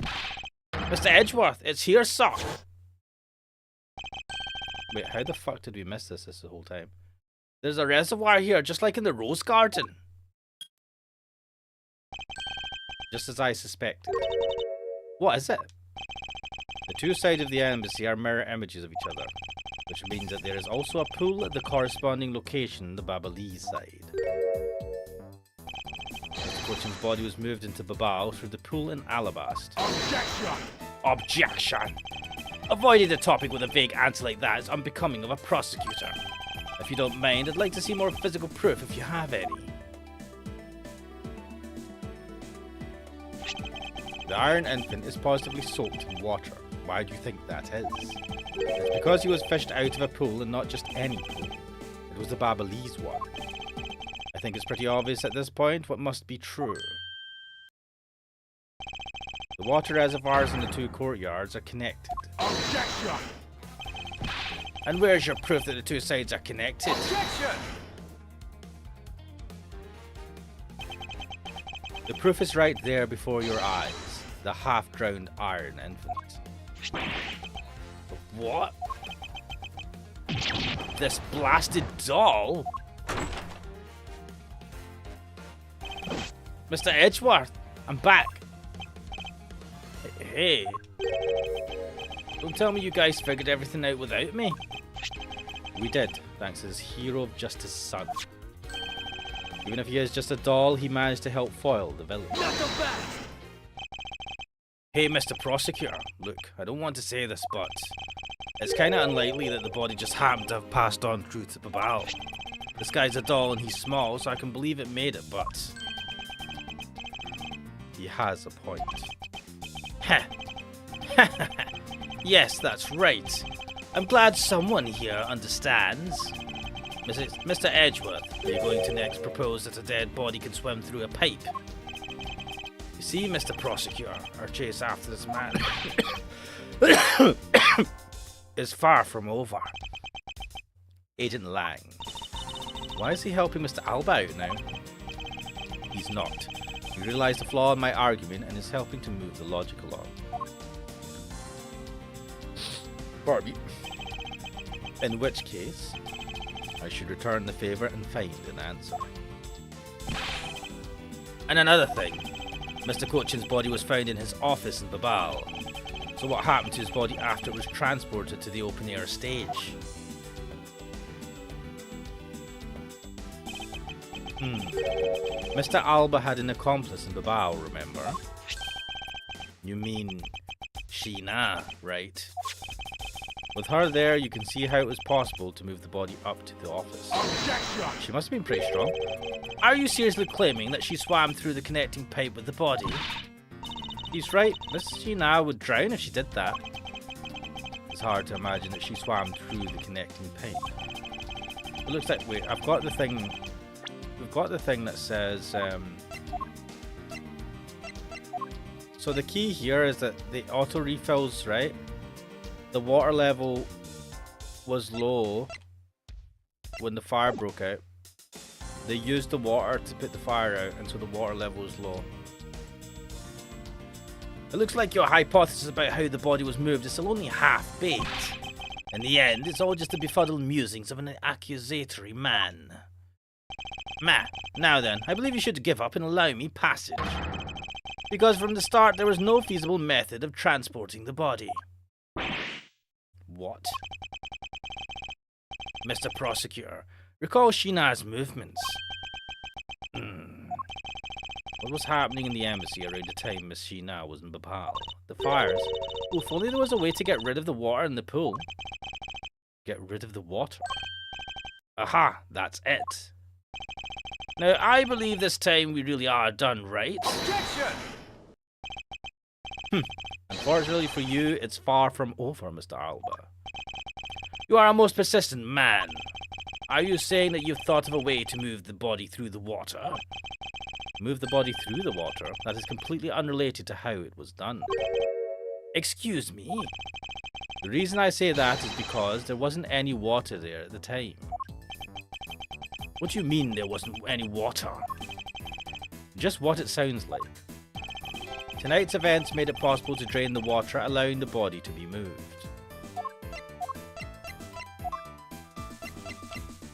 Take that!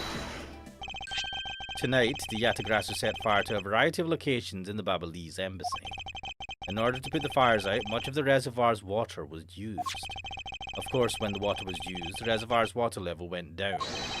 If enough water was drained, the connecting pipe could be used to traverse the border. Objection! So what? The water level went down, the reservoirs were connected. Does any of this matter? You can't prove any of this.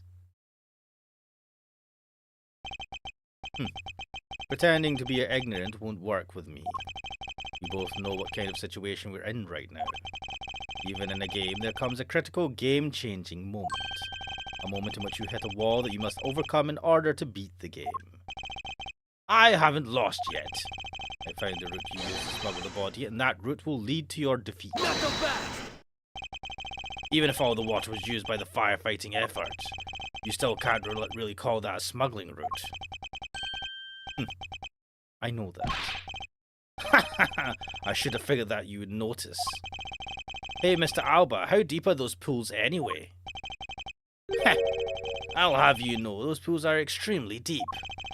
And there are no ladders or footholds along the walls either. It would be difficult for Sheena to hold the body and climb up out of the pool. Ladders or footholds along the walls? There was no need for such things. What do you mean? If one were to use a certain something, they could go up or down the pool at will. What? I mean the water level, right? Oh,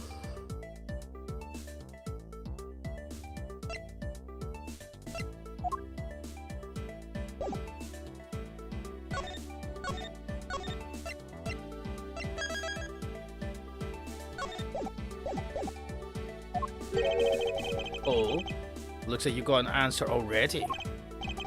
Well, what are you waiting for, Mr. Prosecutor? Enlighten us already. The way in which Miss Sheena and the body were able to rise up to the ground level, if there was a way to control the water level, that could be the way the body was moved. This was used so that the body of Miss Sheena could move up and down in the pool.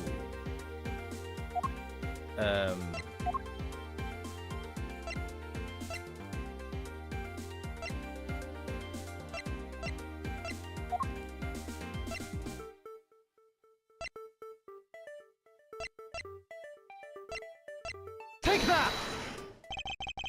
Mr. Alba used the fountain spouts in a manner of speaking. He used the fountain spouts? How so? The water level in the pools can be controlled by opening and closing the spouts. Miss Sheena and the body were lifted upward by their buoyancy in water. Fire on the Babalese side and the firefighting efforts. These were set in motion all for the sake of smuggling Mr. Cochin's body. Gah! Shall I show you where the final destination of my train of logic leads? First, Mr. Alba closed the fountain spouts in advance in preparation of things to come. Then he took the pushcart that was brought to the rose garden and pushed it along with the iron infant and Mr. Cochin's body into the pool. At this time, Miss Sheena was busy conveniently starting the fire in Babal. She then made for the open-air stage pool to wait for the firefighting effort to begin. When the firefighters used the water in that pool, the water level went down. And by the time the fire was put out, the pipe between the two pools was exposed.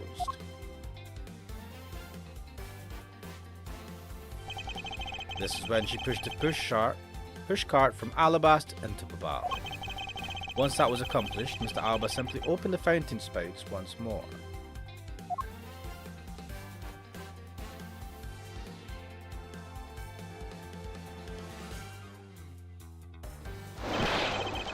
And the water level rose up to its original level along with Miss Sheena and the body. After that, Miss Sheena used the pushcart to carry the body up to the Secretariat's office. There's an elevator in the embassy after all, so you see. Even with her small frame, she could have easily transported Mr. Cochin's body. And that wraps up my thorough explanation of how the body was moved. Sure. No! Well, ex-Ambassador Alba, what do you think?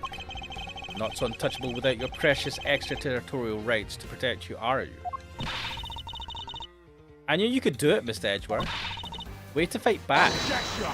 Objection. You accuse me of moving the body across country lines. But when you get down to the nitty-gritty, you don't have what it takes to indict me. The nitty-gritty? What does the man want now? Proof, I believe, is what he seeks. Yes, proof. Without any, who's to say whether or not any of what you say really happened? He wants proof. What are we going to do, Mr. Edgeworth? There is no need to worry. I've had all the proof we need all along. What? The body wasn't the only thing to go through the pool's connecting pipe tonight. Just as Detective Gumshoe found the pushcart in the open-air stage area, so too did I find one other item there. And that piece of evidence is what will prove that the pools were the smuggling route. This was another thing that was smuggled over to Babal's open-air stage area. Take that! And what exactly is this? You have no idea, do you? This little piece that I found in the Babalese side will be your undoing. A guitar pick. Would you care to explain how that is going to do me in, as it were? Much to your chagrin, perhaps, but this is not a guitar pick. What? This is something I found at the open-air stage, which was transported with the body. I naturally assumed that you would recognize it, since you took a photo with it after all. But since you don't, allow me to show you what this fragment from the stage area belongs to. The knife. Take that! Let us take a good look at the murder weapon that was used to kill Manny Cochin. On the handle of this knife, there is a beautifully blooming flower. However, it would appear that it's missing a single petal. Ugh. Now let's see what happens when we try to fit this pick in that open slot. It's a perfect fit. I assume that the petal must have fallen off of the flower during Mr. Cochin's murder. And then it was accidentally placed into the pushcart along with Mr. Cochin's body. Objection! Ugh. That's an interesting story, nothing more. Objection! Oh, I assure you it's more than just a story. Because for some odd reason, this flower petal was wet when I found it. It was wet, you say? Yes, and the only place it could have gone wet from is the open-air stage's pool. Now I ask you, how did a part of the weapon which was smuggled into the theatre wind up in the open-air stage area on the Babalese side of the embassy? I don't think I need to waste any words explaining this, as this petal explains it all for me. It proves that someone went from the Rose Gardens pool on through into Babal. Impossible! The people of Zang 5's been waiting to see you face to face, Mr. Alba. I'll tell everyone back home we'll be there soon. You should be happy. Why? Why? It's a little late to be asking that question. You should have known from the very beginning, when you took your first life. No matter how many you may plot, or how you may try to cover it all up. You can never hide from your crime and what you've done. Because we're here to see to it that justice is served to people like you. Objection! Objection. You can't call what you've given a perfect argument. You know, I don't think this guy is going to ever admit to his wrongdoings, Mr. Edgeworth. Because he values himself above all else. People who can't be negotiated with are people who refuse to admit when they've lost. I don't believe those kinds of people really exist because everyone breaks eventually. You're right. In that case, I have no choice but to use all of the evidence I have. What? I'll use it all until he breaks under the weight of his crimes. Mr. Alba, I request that you testify once more. This really will be the end of the line. What the fuck? What the fuck? There is more! Why does this guy not give up? Give up! You've lost!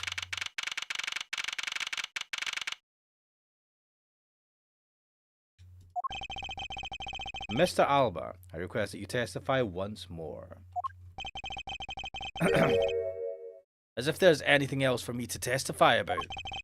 I still have yet to fully prove that it was Mr. Alba who murdered Mr. Cochin. Well, I would like to hear about your movements before the murder occurred. I wonder if you could tell us about what you did here at the Theatrum Neutralis. Very well. I suppose I could tell you about that. Heh. Because about all I did was watch a Steel Samurai stage show. Blabbering on even that alone is good enough for me.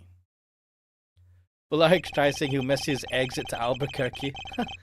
The only way for me to place this man under arrest is to pinpoint the exact location of where the murder took place, for that is the key to this investigation.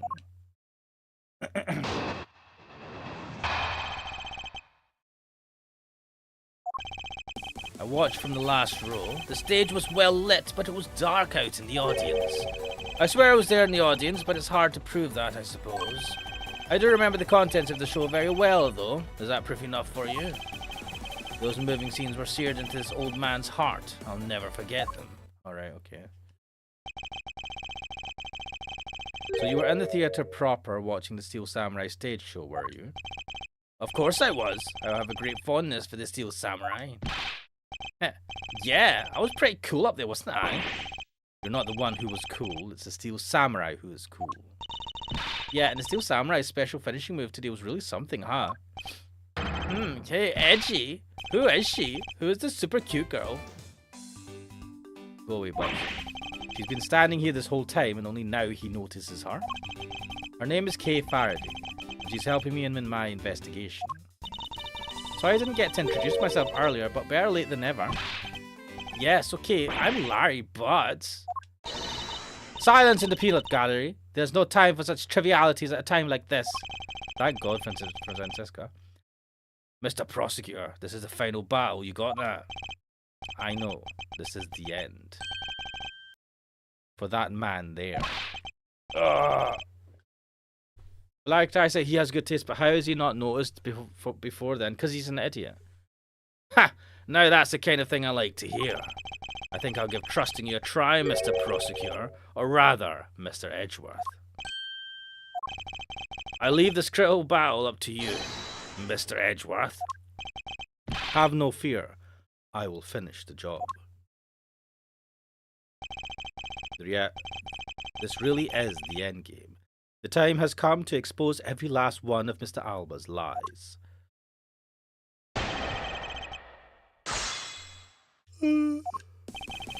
Oh, watch for the last room. But it was dark out in the audience. I swear I was there in the audience, but it's hard to prove that, I suppose. I do remember the contents of the show very well. Yeah, I knew there was some change in the show. Well, I remember the contents of the show as well myself. That's nice. That's nice. Miles Edgeworth, don't allow yourself to be riled up by him at this important juncture. Wasn't planning to let him. Well, if you ask me, I think I'm the biggest Steel Samurai expert around here. And didn't you think the climactic scene of today's show was just totally awesome? Yes, I remember that well in that spectacular special move. The way you delivered the final blow against the evil magistrate, early summer rain jab. Oh, that scene will live in my heart forever. Is that how it went? I totally forgot about that. How can you forget your own special moves? That's a special attack that the Steel Samurai uses when he's using the Samurai Spear. Yes, and today was the first time they showed it off, was it not? If I hadn't watched the show, then how could I answer you with the name of the move? I suppose you are correct, but if you could please elaborate on this point for me. One of the scenes was of his never-before-seen early summer rain jab move. Right, I think... What do...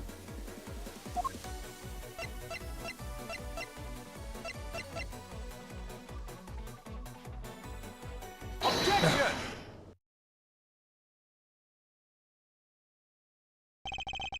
The special move today was the early summer rain jab. Is that your final answer? Objection! You little irritating gnat. Do you think you can trip me up by asking the same question over and over? That was not my intention. Your testimony is more than sufficient. However, I believe it would be wise for you to take a look at this. The Steel Samurai Spear. What about it? This spear actually never made it on stage today. Excuse me? Unfortunately for you, tonight's Steel Samurai happened to be a goof of a young man with an abundance of useless hot-bloodedness.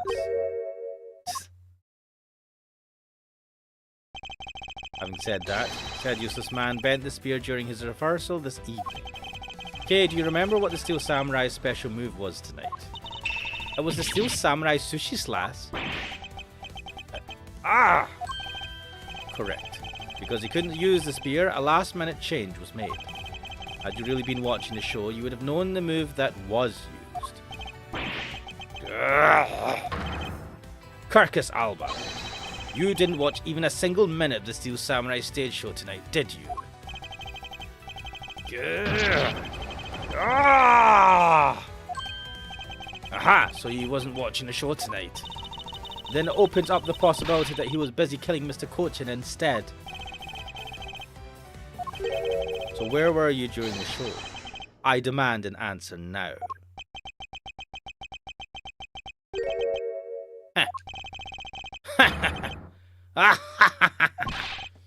Just what is so funny? You're so sloppy, and so are your conclusions. I still insist I watched the show, or most of it in any case. What do you mean by most of it? Ah, you see, during the show I left my seat for a spell to visit the bathroom. I assume that was when that dramatic scene was played out on stage. Yeah, this is a good one. I thought you would do something like this. Just say, like, I only missed some of it. That's the lousiest, lamest excuse I've ever heard in my life, pal. Ugh, just because he got the name of the move wrong. We can't really use that as proof that he didn't watch the show at all. Fuck. My bullshit logic didn't work. As a fan of the Steel Samurai, I had wanted to watch the entire show, honest. Objection! As a Steel Samurai fan, for someone who wasn't even in his seat for the climax of the show, you have no right to call yourself a Steel Samurai fan ever.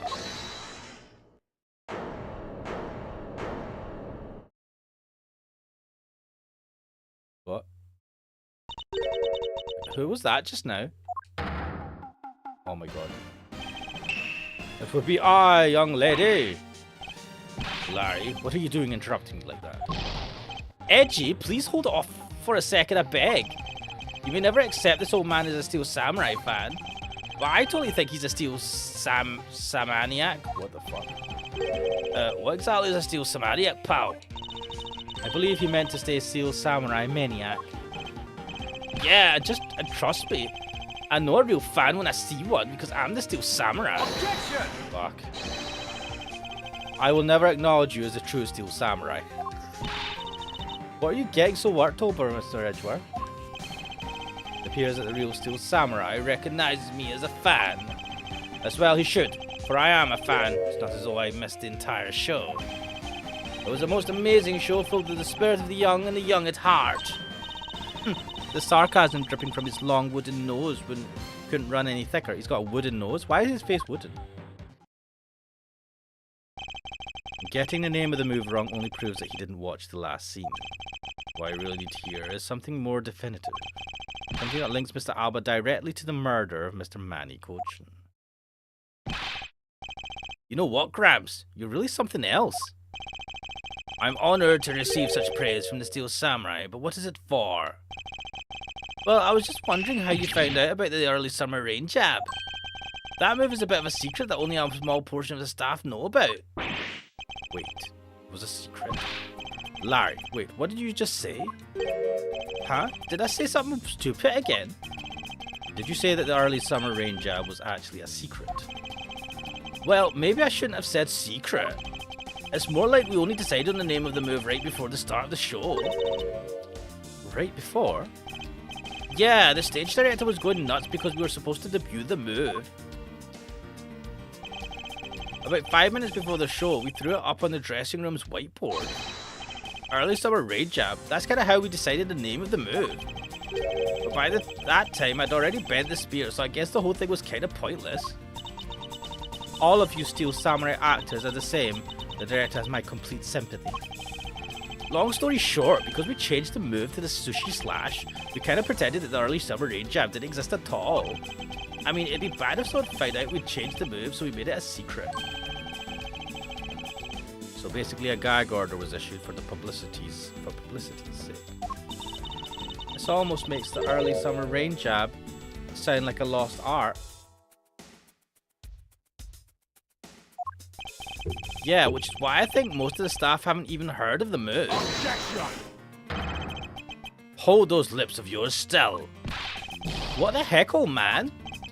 I've done nothing but listen, and from what I can tell, it's all very unrelated to the case. It's all very tedious and a pointless exercise and wasting time, much like a kid's show. Objection! Mr. Alba, I believe the one who should be quiet now is you. How dare you! I suspect you've already noticed exactly what the very severe implications are in this man's testimony. Ha! So now you're trying to bully me, huh? There are no implications to be read into a behind-the-scenes story of a kid's show. Don't even think about trying to slither your way out of this, Kirkus Alba. You are the one who said it yourself that the name of the move was Early Summer Ranger. But that name was only decided upon right before the show was about to start. So, just what are you driving at? That the name of the move you told us never used in the show or said aloud. Now then, would you care to tell us about how you found out of the name of that move? Because I can only think of one way you could have known.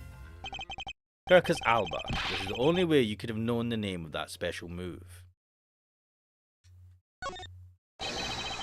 You knew the name because you saw it. You saw it on the dressing room's whiteboard. The staff members who knew were keeping it a secret. So you couldn't have simply gone up to a staff member and asked. Which means that the only other option left is that you saw it on the whiteboard. So that means that Mr. Alba was in there at some point, right? But what's the big deal, sir? I don't see what that means. There is another piece of evidence that has a great deal to do with the dressing room. So we can't afford to let this slide. This is related to both the dressing room and to Mr. Cochin's murder. But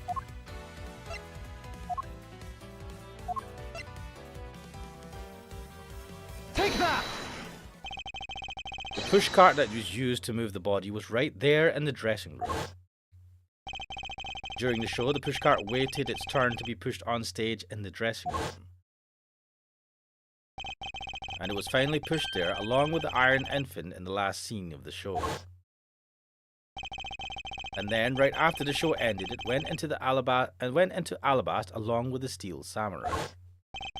Which means that the only time the killer could have placed the body inside the pushcart was when the pushcart was in the dressing room backstage. So basically the killer has to be someone who visited the dressing room during the show. Precisely. Ah! Oh, but wait. What if, and this is just a what if the murder took place right in the dressing room? What do you mean, Kay? I have to admit, she brings up a valid possibility. During the show, the dressing room was supposed to be devoid of people. Slipping undetected into a private dressing room then would be as simple as pie. The killer must have come up with the idea to move the body with the pushcart then too. Correct, thus making the theatre's dressing room the ideal location for the murder of Manny Cochin. Kirkus Alba. During the show, you went down to the dressing room, and I want to know why. Yes. Yes, I was there. I went into the dressing room. I knew it. I'm placing you under arrest right now, pal. You got that? Arrest? Objection! Not so fast. What is it now? Don't I deserve a chance to explain myself? Explain? What is there to explain? I believe I told you earlier that I went to the bathroom. Well, I got lost when I did. I wanted to ask for directions, but when I opened the dressing room door, no one was inside. And that's when I saw the name of the move on the whiteboard. You punk, you're still trying to get out of this? Do you really think you can get away at this point? Mr. Edgeworth, isn't there anything you can do to stop him? No, I don't have enough evidence on hand to do anything. I don't have the airtight evidence I need to put this man away for good. If that's what I need, then perhaps... Agent Lang, I believe an investigation of the dressing room in question is in order. It's possible that we may find new evidence there. Yeah, if Mr. Edgeworth pokes around in there, I'm sure he'll find some new facts, pal. Ooh, and if we use Little Thief, we may even learn something from our recreation. We don't need to do any of that. What? What? Wolfie? How could you? I'm not saying this to be mean. It's just that we've already searched there. My men really are something else. And they found nothing? There's only one thing I can say to you, sis, and it's that they found nothing. That's it.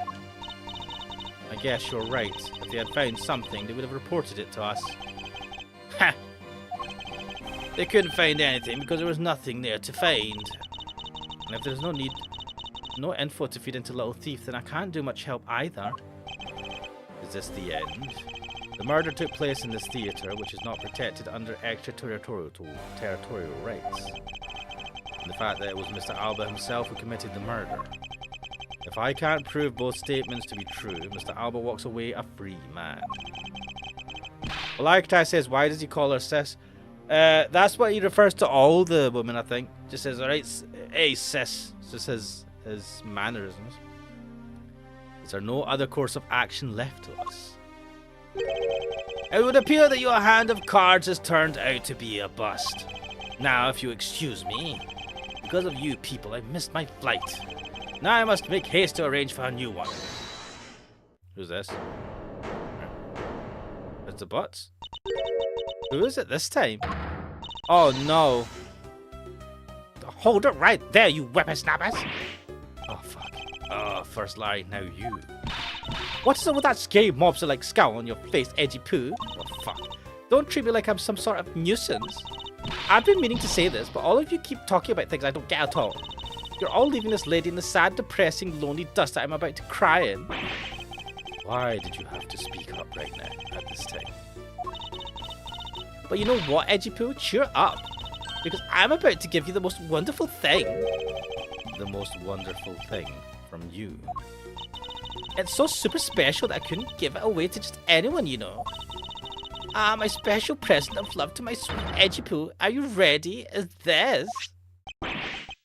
It's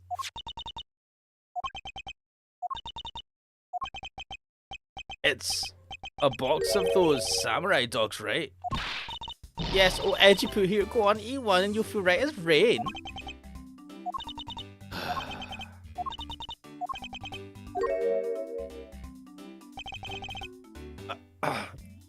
Love how he's not even acknowledging her. Are we through here? Why did everyone get so quiet all of a sudden? Edgy Poo, tell me you understand the depths of this lady's love for you. I'm not one to hand out snacks willy-nilly, you know. No, sir.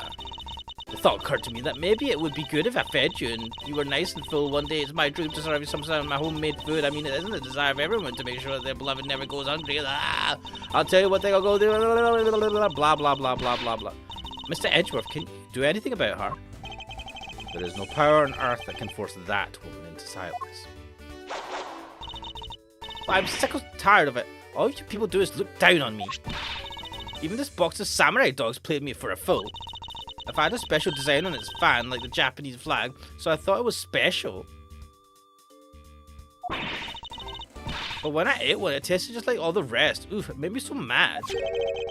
Wait, a special box with a Hinomaru-like fan on it. I've never heard of such a piece of merchandise existing before. What? However, there it is. The red sun in this fan is filled in. Is it possible? Could it be? After the show, the samurai dogs were piled up on the dressing room floor. However, there's no such thing as a Hinomaru dog.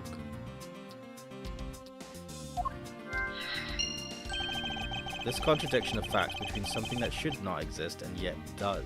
What the fuck am I doing? What are we talking about, guys? Is that going to be blood? The rays from this red sun may be just what we needed to point us in the right direction. A present? The studio bigwigs basically told us to play delivery boys. We were supposed to hand the dogs off to the embassy people and tell them hi. I had to pile them all into the pushcart just to move them. I believe you understand what this means, correct? You killed Mr. Cochin at this theatre and then placed his body inside the pushcart. And then, you forced the Steel Samurai to unwittingly move the body for you. It's time to piece the final pieces of this logic puzzle together. No matter how fragile or small the connections may be, once we find them all, the way to the truth will be revealed. Ring! Right, so we have samurai dogs. Right? Also, the samurai dogs were sitting in the pushcart. Taking them from the dressing room, the fan's red sun is filled in for some reason.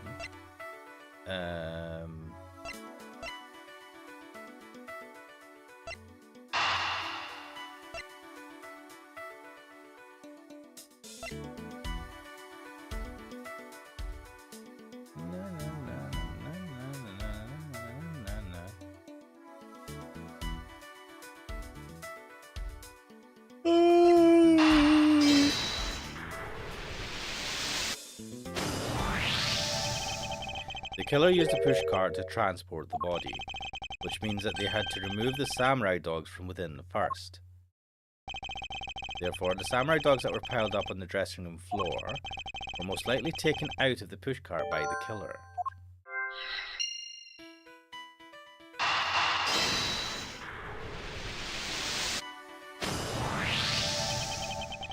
That which should not exist, this box of samurai dogs with a Hinomaru on it. If this red sun was filled in when the killer was busy removing the samurai dogs from the pushcart, then it's proof that the murder took place in the dressing room. As long as this red substance turns out to be what I believe it to be. I mean, how convenient would it be if the red substance just filled in the little circle?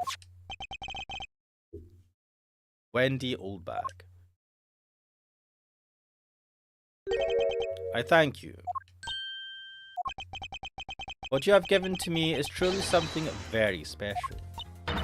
Edgy poo! Mr. Edgeworth, are you sure you're feeling okay, sir? Mr. Alba, as I suspected, you killed Mr. Cochin in the dressing room. How many times must I listen to you repeat yourself? Haven't you figured it out yet? Your words are meaningless, worthless, and powerless. The only way I'm going to continue to cooperate is with some definitive evidence. That arrogance, that self-confidence. You believe that you've erased every piece of evidence that could incriminate you. However, there remains one piece here, and it is what will put you away for good. Ha! You're bluffing. Oh, hey, Mr. Prosecutor. Sounds like you finally found them. You finally found the fangs we need to go after this guy's jugular. So tell us, what about that box of samurai dog is going to put the old man away? The trace evidence that will bring him down? Why, it's here, of course.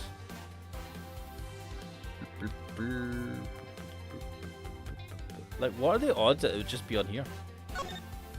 This box of samurai dogs with a Hinomaru fan on it. They should never have existed. So I want you all to take a good look at this red spot. It's a single drop of blood. Huh? What? Blood, you say? Agent Lang, I'd like this blood analysed post-haste. I've got to admit, I'm a bit surprised. I can't believe you found blood in a place like this. Hey you, get this down to the lab, pronto. But why was there blood in that box to begin with? If you think about the flow of the crime, I think the reason will become obvious. Larry, you said that you transported the samurai dogs with a pushcart, correct? Yeah, you have a great memory, Edgy. That pushcart was a bit too big for my son, you know what I mean? So to make sure everyone could see him, I had to pile some stuff in. I figured the samurai dogs were there, so I used them to fill up the car. If what Larry says is true, then what were the boxes doing on the floor? Ah, I see. The killer took them out in order to place the body in the pushcart. Exactly. And that was when I believe the victim's blood found its way onto that box. But when my men investigated the room, not a single box of samurai dogs was in there. Because embassy staff members had already confiscated them. Yes, no doubt to hide the evidence of the murder. It's a good thing Miss Oldbag managed to steal that one box before they got to them, huh? Looks like Miss Oldbag also managed to put this great thief to shame. What a scandalous way of putting that. I didn't steal, I received it for myself. Kirkus Alba. I'd say this was one very fatal oversight on your part. Objection! Ha! Sorry to rain on your little love fest, however. How can he be so self-confident in a no-win situation for him like this? Even if that blood turns out to belong to Mr. Cochin, then what? Huh. So Mr. Edgeworth, it sounds like he's not ready to call it quits yet, huh? The sole piece of evidence that was left at the scene of the crime. That alone has shed light on a new fact. At the very least, we now have proof that the murder occurred in the dressing room. And you say that like it means something. Huh? What the fuck? Excuse me, sirs. That was quick. Report. What were the results of the analysis? Sir, the analysis came back and confirmed that the red substance is blood. I knew it. With this Kirkus Alba. Objection! Mr. Edgeworth, I wonder if you might humor my question. Your question? The one from before, or have you forgotten? Even if that is Mr. Coachin's blood, what difference would it make? Not so fast! Like we already told you, it proves that the crime scene was that in the dressing room. Objection! What is going on, man? But it doesn't prove that I am your killer, does it? Ugh, that's... I mean, he's right? He has a very good point. The blood in the box doesn't prove that Mr. Alba is the killer. Then, this evidence is pointless? Meaningless? That can't be. We were so close, sir. Heh. I want to smack that smug look off his face. Come on, there's got to be something we can do. Oh man, we're never going to fucking bag this guy.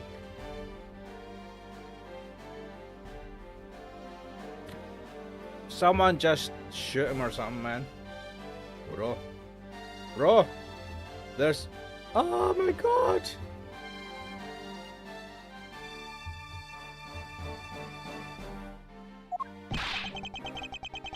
We finally found a solid piece of evidence. There must be something I can expose with it.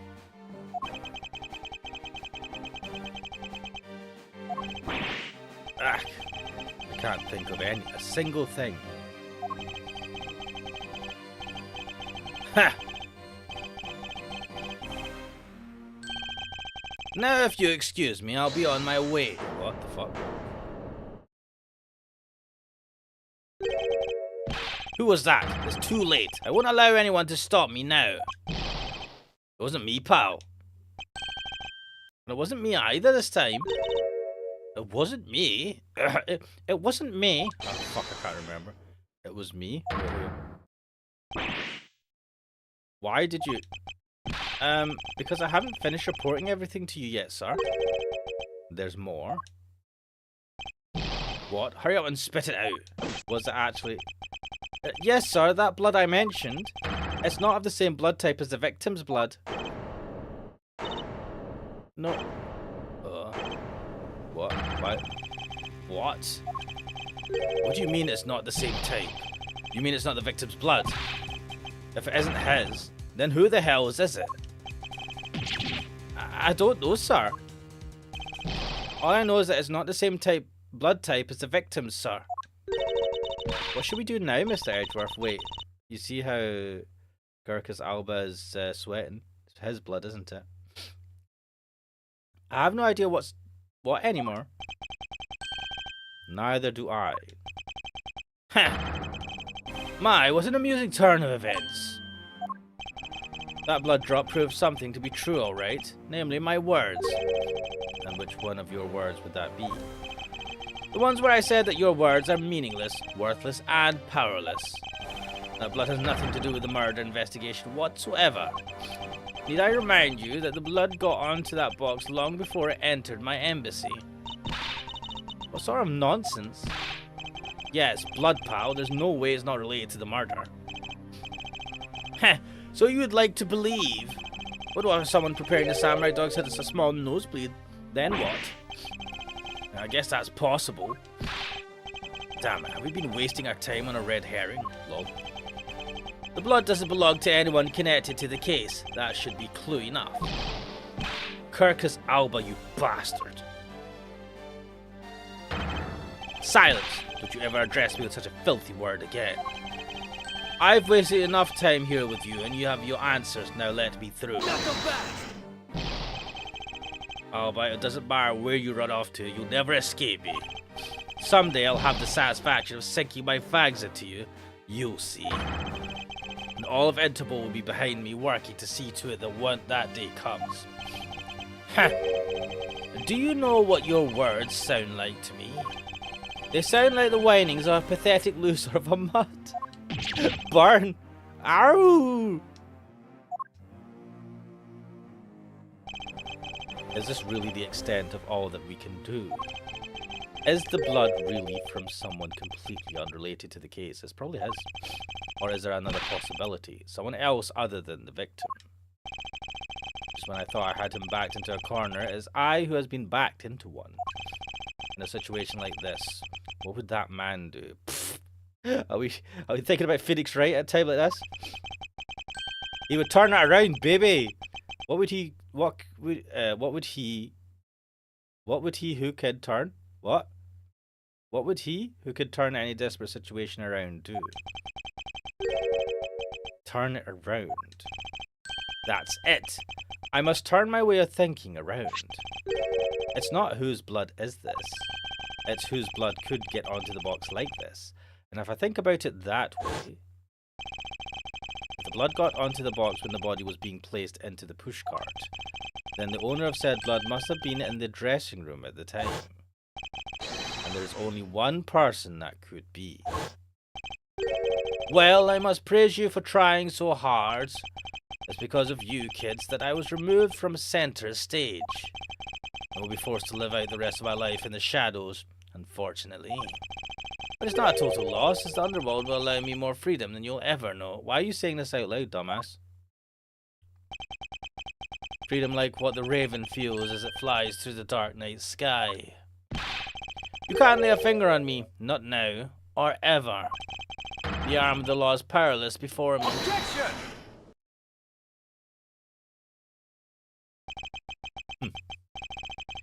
Powerless, is it? I wouldn't be so sure about that if I were you. What do you mean? Allow me to describe you in one word. Pitiful. Pitiful? How so? Circus Alba, your wings were clipped long ago. And for someone who is trying to fly away on them without noticing that fact, pitiful is the perfect word to describe you. Ha! Mere words. What do you mean by his wings are clipped, Mr. Edgeworth? Just what do you think it means? Just what you think it means, Kay. You had already caught him in our trap a while back, with an incredibly powerful definitive piece of evidence. Hey, Mr. Prosecutor. Care to speak in English? What are you talking about? What piece of evidence? The piece I speak of is, of course, this drop of blood. But we know it's not from the victim. I don't see how it remains relevant to the case at all. Miss Von Karma, I believe that is exactly why it's very important to the case. And the part that is the most important is the fact that it's not the victim's blood. You're looking a little pale. Good, and I believe you are already aware of what I mean. Then you know who the blood belongs to. Of course I do. This piece of evidence is the irrefutable proof that will stop the killer in his tracks. The blood that soiled this box of samurai dogs belongs to this person. Take that! The blood of the red sun on this box belongs to you, Circus Alba. Grr. What? What? Why is his blood in the box of samurai dogs? He's not even a victim. The blood fell onto the box when Mr. Cochin's body was being loaded into the pushcart. At that time, the only two people in the dressing room were the victim and his killer. If that's what you mean, if the blood doesn't belong to the victim, then there's only one other person it belonged to. Yes, and that person is the murderer himself. That's the only logical conclusion. But Mr. Cochin was the one who had stabbed Sir. Why would Mr. Alba have been the one who was bleeding? What if during the murder, Mr. Cochin had fought back? You mean if before Mr. Alba could kill him, Mr. Cochin managed to wound Mr. Alba? Yes, and I believe you have a piece of evidence that proves that he was bleeding then. What's a piece of evidence that shows that Mr. Alba was probably bleeding at the time? Take that! Mr. Alba, you bear on your body a great wound. That was from when Mr. Damask attacked me with a pair of scissors. Yeah, and that happened way after he was in the dressing room. Ah, but is that what really happened? You can manufacture a weapon by smearing blood on it, so I can't just accept that as fact. Shall we try a test, Mr. Alba, and see if the shape of your wound matches the scissors? Objection! You really are something else, Mr. Edgeworth. You don't let a single thing slip you by, no matter how insignificant the possibility. You're one to talk, Mr. Alba. You've managed to give the law the slip for 10 years as a smuggling ring's leader. No matter the danger, you can hide every last ounce of fear and anxiety from everyone. You truly are a one-of-a-kind criminal. Objection! Heh, I am the master of my fear. However, to think that a person such as you could miss such a large thing. You believe I've overlooked something. You said that my wound was caused by Mr. Cochin, and that it was caused here in one of the theatre's dressing rooms, right? Yes, that is correct. I'd like to point out that it's simply not possible. My wound is a stab wound, and one that could only have come from a blade. I wonder where you will propose that such a weapon came from. Ah, this theatre was packed with security guards. It would have been impossible for anyone to come into this area with a weapon of any sort. Just as Mr. Alba was able to bring in the alabaster knife in a bouquet, there must have been some other way to sneak in a weapon of some sort. What?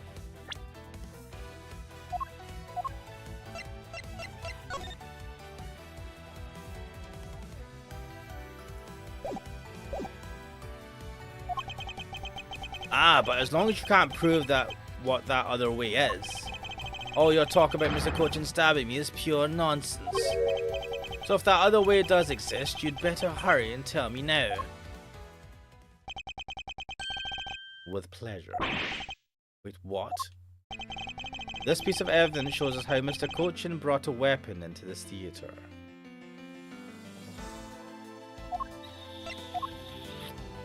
What?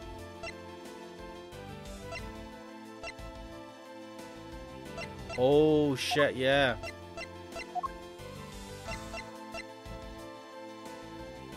Take that!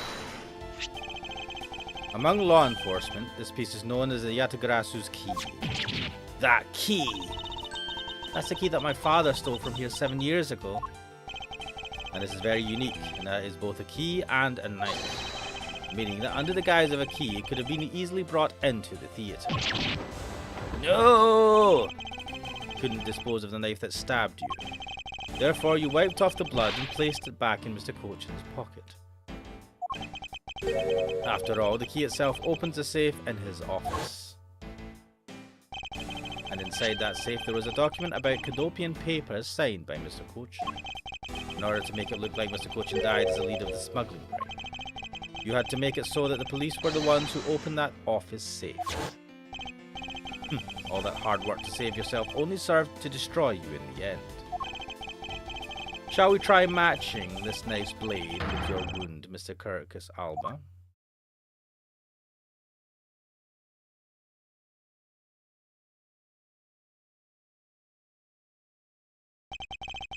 And that is what some may call the coup de grace. Eat it, you shithead! Ah, impossible! You can't take me down! Swine, all of you! Especially Manny Cochin. This is all because of that man's betrayal. He sought to steal control of the smuggling ring from me by removing me as ambassador. Which is why I deserve to die while bearing the guilt for all of my crimes for me. That's why I sent out the Yatagrasu's card and how this incident was born.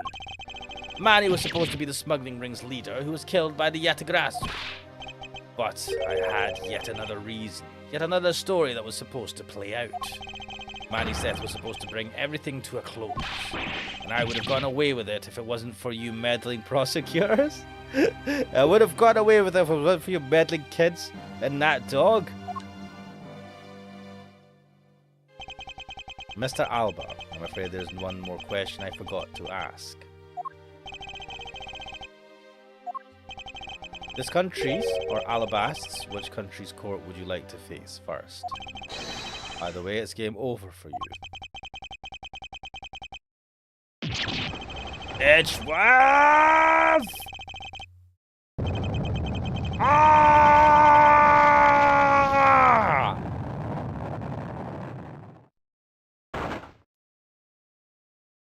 Is his face like a mask?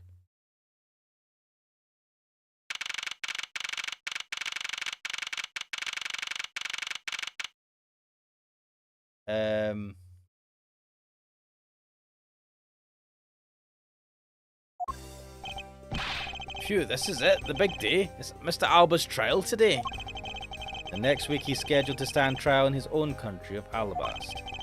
Franziska's heading that one. I suspect she'll be serving a full course of whiplashes at it. Having to face Miss Von Karma in court right after facing you, sir. Ugh, I don't even want to think of what that would be like. I caught a glimpse of Mr. Alba as he was being escorted into the courthouse. And boy, he looked about as glum as I do the day before I get my monthly paycheck. Oh. You know, I've been thinking. That flight attendant, even Mr. Portsman, were all Mr. Alba's secret agents. Correct. That smuggling ring was the common thread between all of the incidents. Camille was to provide support during smuggling ops, using her job as an attendant. And Mr. Portsmouth was to manipulate trials related to the ring to end in their favour. Oh, go you airlines and even the prosecutor's office. No one was safe from the smuggling ring, huh, sir? I suspect there are even more members of this ring spread throughout the world. Yeah, it sounds like such a big op that I can't even begin to imagine what it's like.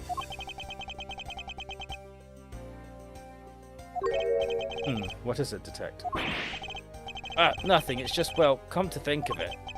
Mr. Ernest Amano's trial is also scheduled for later today, sir. I'm aware of that. Mr. Amano has been working with the smuggling ring for over 10 years. He used the Amano Group's various connections worldwide to assist the ring. Well, all of that has come to an end as his conglomerate is now undergoing harsh scrutiny. I owe Mr. Amano a debt of gratitude, but he must pay his debt to society. Well, with the arrests of both Mr. Alba and Mr. Amano, I guess that about wraps up the KGA incident as well, huh? I suppose so. The real killer in the KGA incident 10 years ago was Manny Kochi. And 7 years ago, the killer in the second KGA incident was Mac Rell. Those two facts are the unshakable truth, however. It seems that a lot of effort was put into hiding these and other truths from us. Now we'll expose it all at the trials today. You're solving cases left and right today, aren't you, sir? TCU indeed, man. Perhaps now these two brave souls who tried to make the truth known can rest in peace. By the way, I received some gifts from Ambassador Polino. Shrimp, crab, beef. I don't need any of these, so I'm giving them to you. What? Seriously, sir? Wait, actually I don't think I want them anymore. The way you're holding them, don't tell me they're just coupons, sir. Detective Gumshoe, have you not read the paper recently? Ever since the two countries became Codopia again, its economy has changed. Really? And it seems that Ambassador Polino has reaped a few benefits of his own from it. He has been announced as the official ambassador of the newly reunified Codopia. But what a pity. Who's this? Even though every item he sent is a treasure, you don't seem all that interested. Who's talking? Well, if you don't want them, I can give them to my lovely assistant, Kay. What? Wait, that's not what I said. So, Mr. Edgeworth, please let me have them, sir. Wait, who said that? Kay? Actually, come to think of it, where is Kay? How come she's still not here? Bro, she's fucking sitting there. God.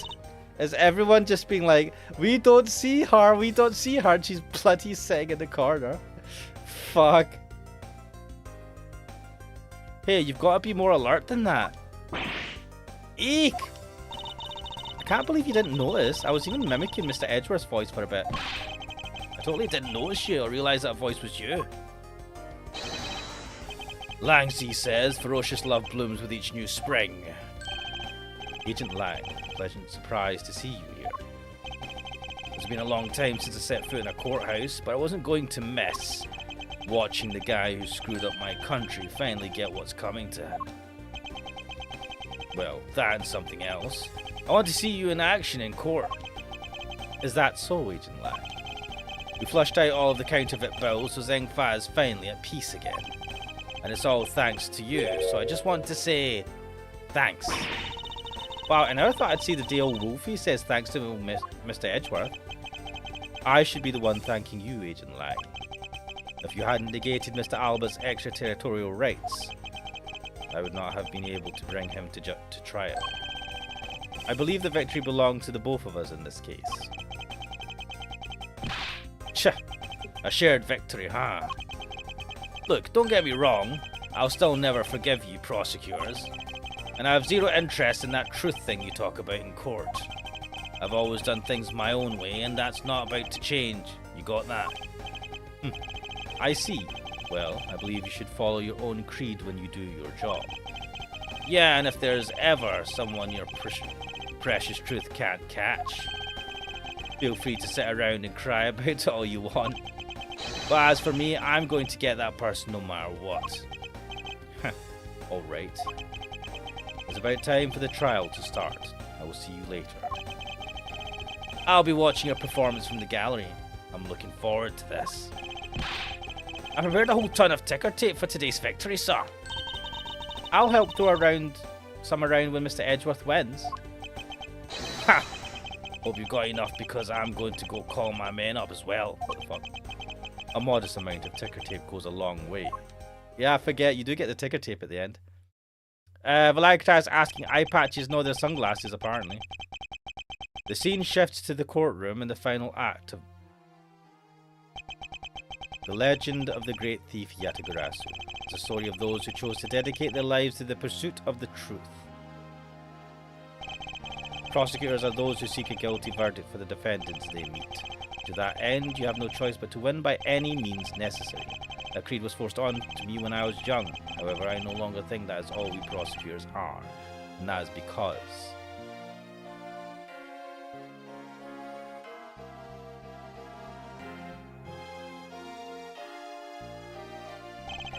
even though I've only been away from the courtroom for a short time, I feel as though it's been a lifetime since I've set foot in one. And today, more than any other day, I feel the fight within me rise.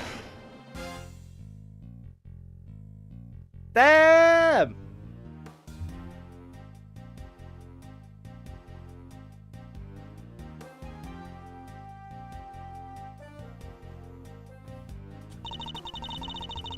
I'm really in Mr. Edgeworth's debt for the other day.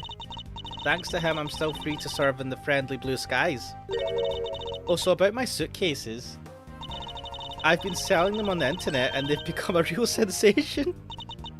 Thanks to the praise that Art World has lavished on my work as being truly postmodern. Don't know if that's a good... The airline has chosen me to design their new line of Go You Jumbo Jets.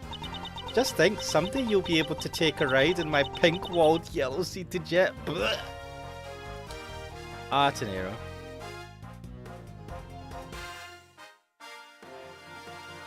Oh, what was this guy? Oh, fuck this guy. Edgeworth, the rudeness of a rude man. Because of him, my time and money is wasted. But more importantly, I received a most fantastic treasure recently. The Pubidac statue of the Principality of Cordopia. It weighs a bit light in my hand, but the Ambassador Paleno was most generous.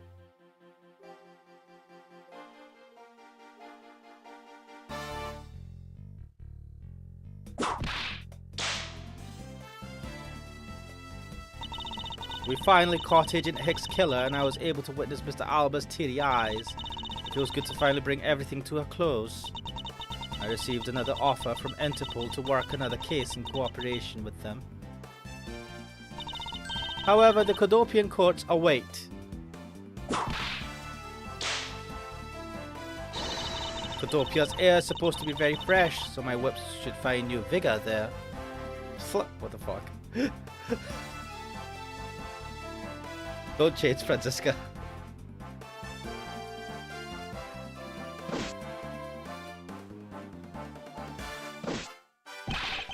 This little patrolman's been fired as of today, sir.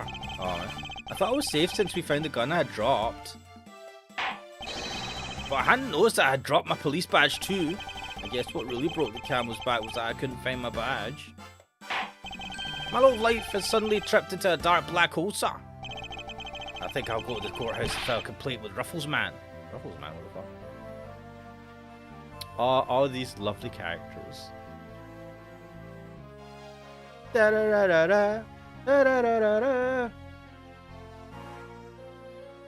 Oh yeah, this girl.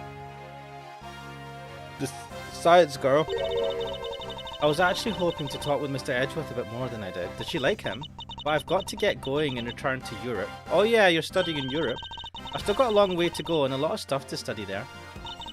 Next time I help Mr. Edgeworth in a case, I'm going to do it as a real forensic scientist. I'm sure he's going to need all the help I can give him, scientifically. Yeah, just scientifically. Only scientifically. Man, Edgeworth's got a lot of women that want to work with him. Man has no partner. No love interest. Except for, what's her face? Old bag. Oh god, this woman. Because the kidnapping was staged, I was let off easy. Oh, but I won't be going outside much anytime soon. That's really okay. The only prison I'm forever trapped in is this cage of love. What about your dad? The guard down at the detention center. Well, when he's on guard duty, he has such a cold look in his eyes, just like that prosecutor. What the fuck? Stop it, Lauren. Stop falling for weirdos. When will you ever learn to stop being a prisoner of love? Oh, God. He nuts. He needs to seek help.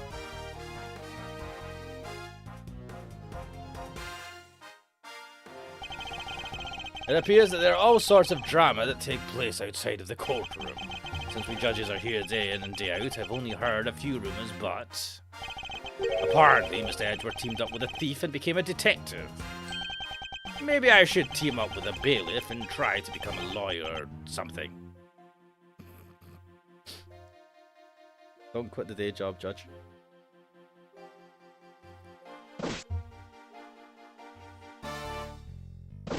Oh, this woman.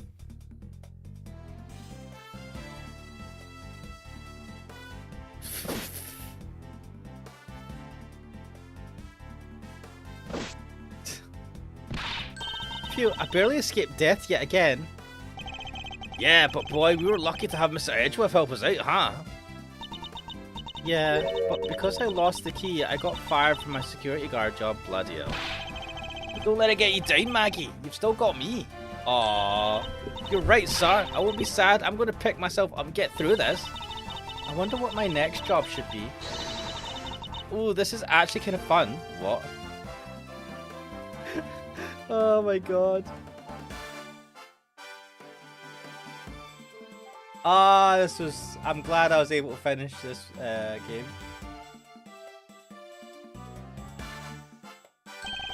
Why not come to Cadopia for your summer vacation? We have coupons aplenty. Right now, our embassy is proud to present our Let's Investigate a Murder show. Oh my god.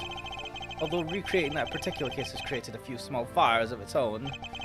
Then we had a few problems with the fire marshals. But the next event will be great. There will be an attraction entitled Capture the Yatagarasu.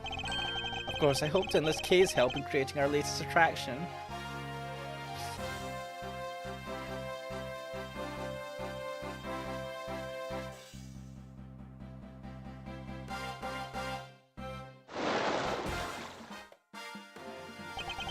I can't believe that Mindy ditched me and went to Japan. What? But it's okay because that's how I met Miharu. What? We're planning to go to Paris soon and start a business. How the fuck does this man find women? We're going to sell blue ocean dogs. They'll sell like hotcakes, hot dogs for sure. A blue hot dog and a blue bun. I guarantee it'll turn your tongue and your face blue. What?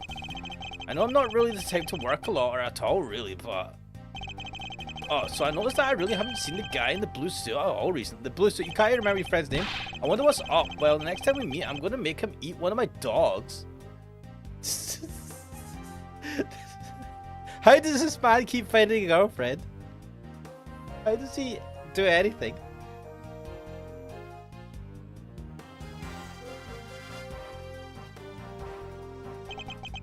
I gave testimony in court today as a member of the Yatagarasu. Yo, Mr. Bad, you look well, all things considered. By the way, have you noticed that elements within the ring have begun moving? They're probably fighting over who should succeed. Over who should be the next boss. Although, to be honest, I wish I could forget I'd ever heard of that smuggling ring. Langzi says, thoroughly bite the poisonous snake from head to tail. No one runs afoul of the law and escapes this wolf's fangs. I'll get you all yet. Ah, youth. When did I become so old, I wonder? I've begun noticing the grey hairs in my beard more. I'm thinking of retiring my mirror. Oh no, not old bag.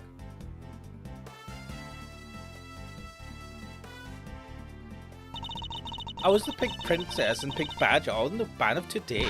I'm quite busy. But it's alright because I got a letter from my beloved Edgy Bird. Oh. Please take care of your hip. And when you wish to speak, first take off your headpiece. What does he mean by that last statement? I'm like, I enjoy being under a headpiece every time I see him. I've been an alien and then the creepy fuzzy pink animal and then I was a pink princess, a great hero of justice. Well, along your stylish head and hair and blah blah blah blah blah blah blah blah blah blah blah blah blah. Da da da.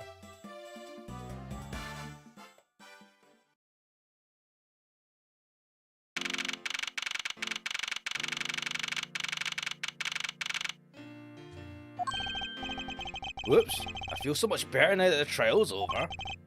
And as always, your legal prowess was top notch, sir. Yeah, and nothing beat the look on Mr. Alba's face when you revealed the ring's secrets. I was amazed, you're like a totally different person when you step into a courtroom. Mr. Edgeworth is always 10 times fiercer in court. Based on the information Mr. Alba offered up, they begun large-scale operations.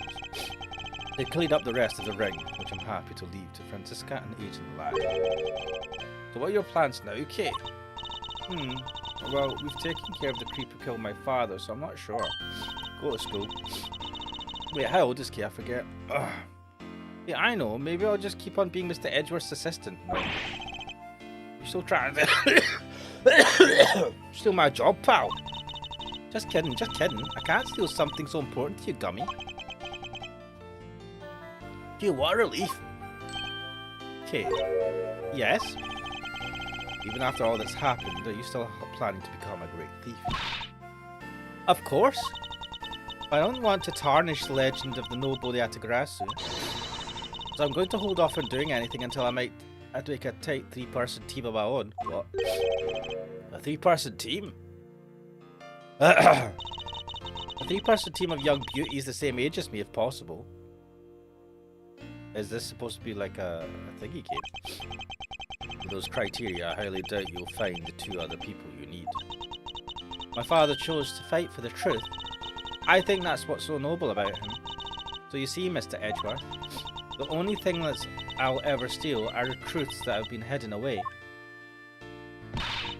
I'm going to work extra hard to make a world where the Yatagrasu isn't needed. How do you get paid? Do you have a day job? Because you can't fund this by just like fighting for justice in a weird way. Let's both strive for such a future. Well, I guess it's time for me to get going. I see. Okay, keep your chin up and stay strong, okay? And don't be a stranger. Don't worry, I'll be back. I'll be sure to break the lock on the window and sneak in. What the fuck? If you could, I'd appreciate it if you came in through the building's front door. It's okay, Mr. Edgeworth. The lock on the window at home has been broken forever. Oh, one last thing before I go. Let's take a group picture, just the 3 of us. Oh, what?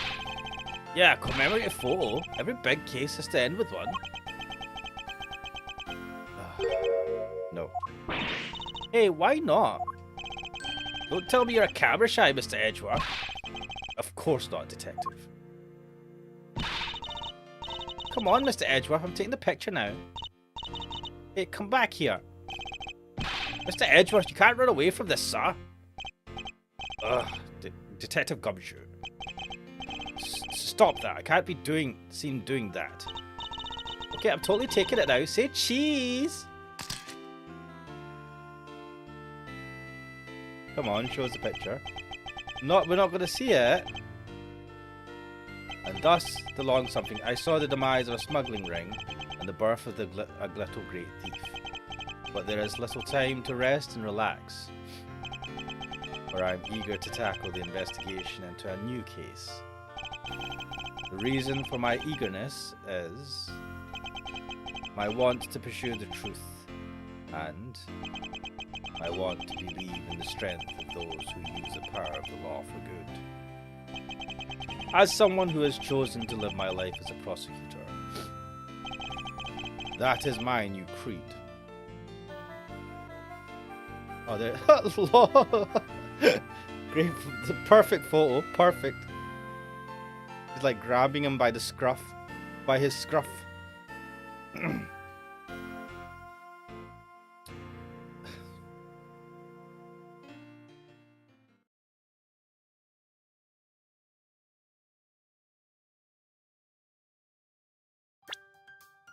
Hey!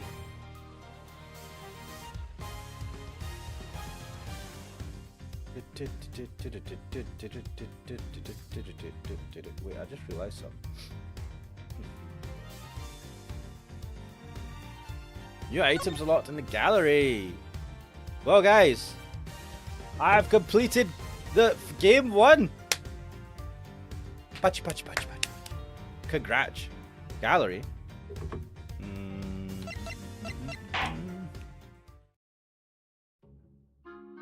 Nah, I can't be arsed with this.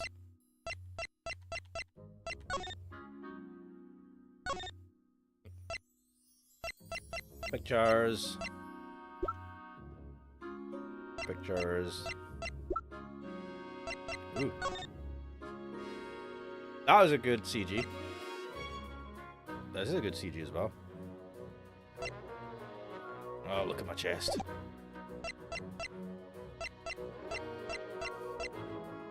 Like, did she not get properly arrested, or did she escape? I feel like,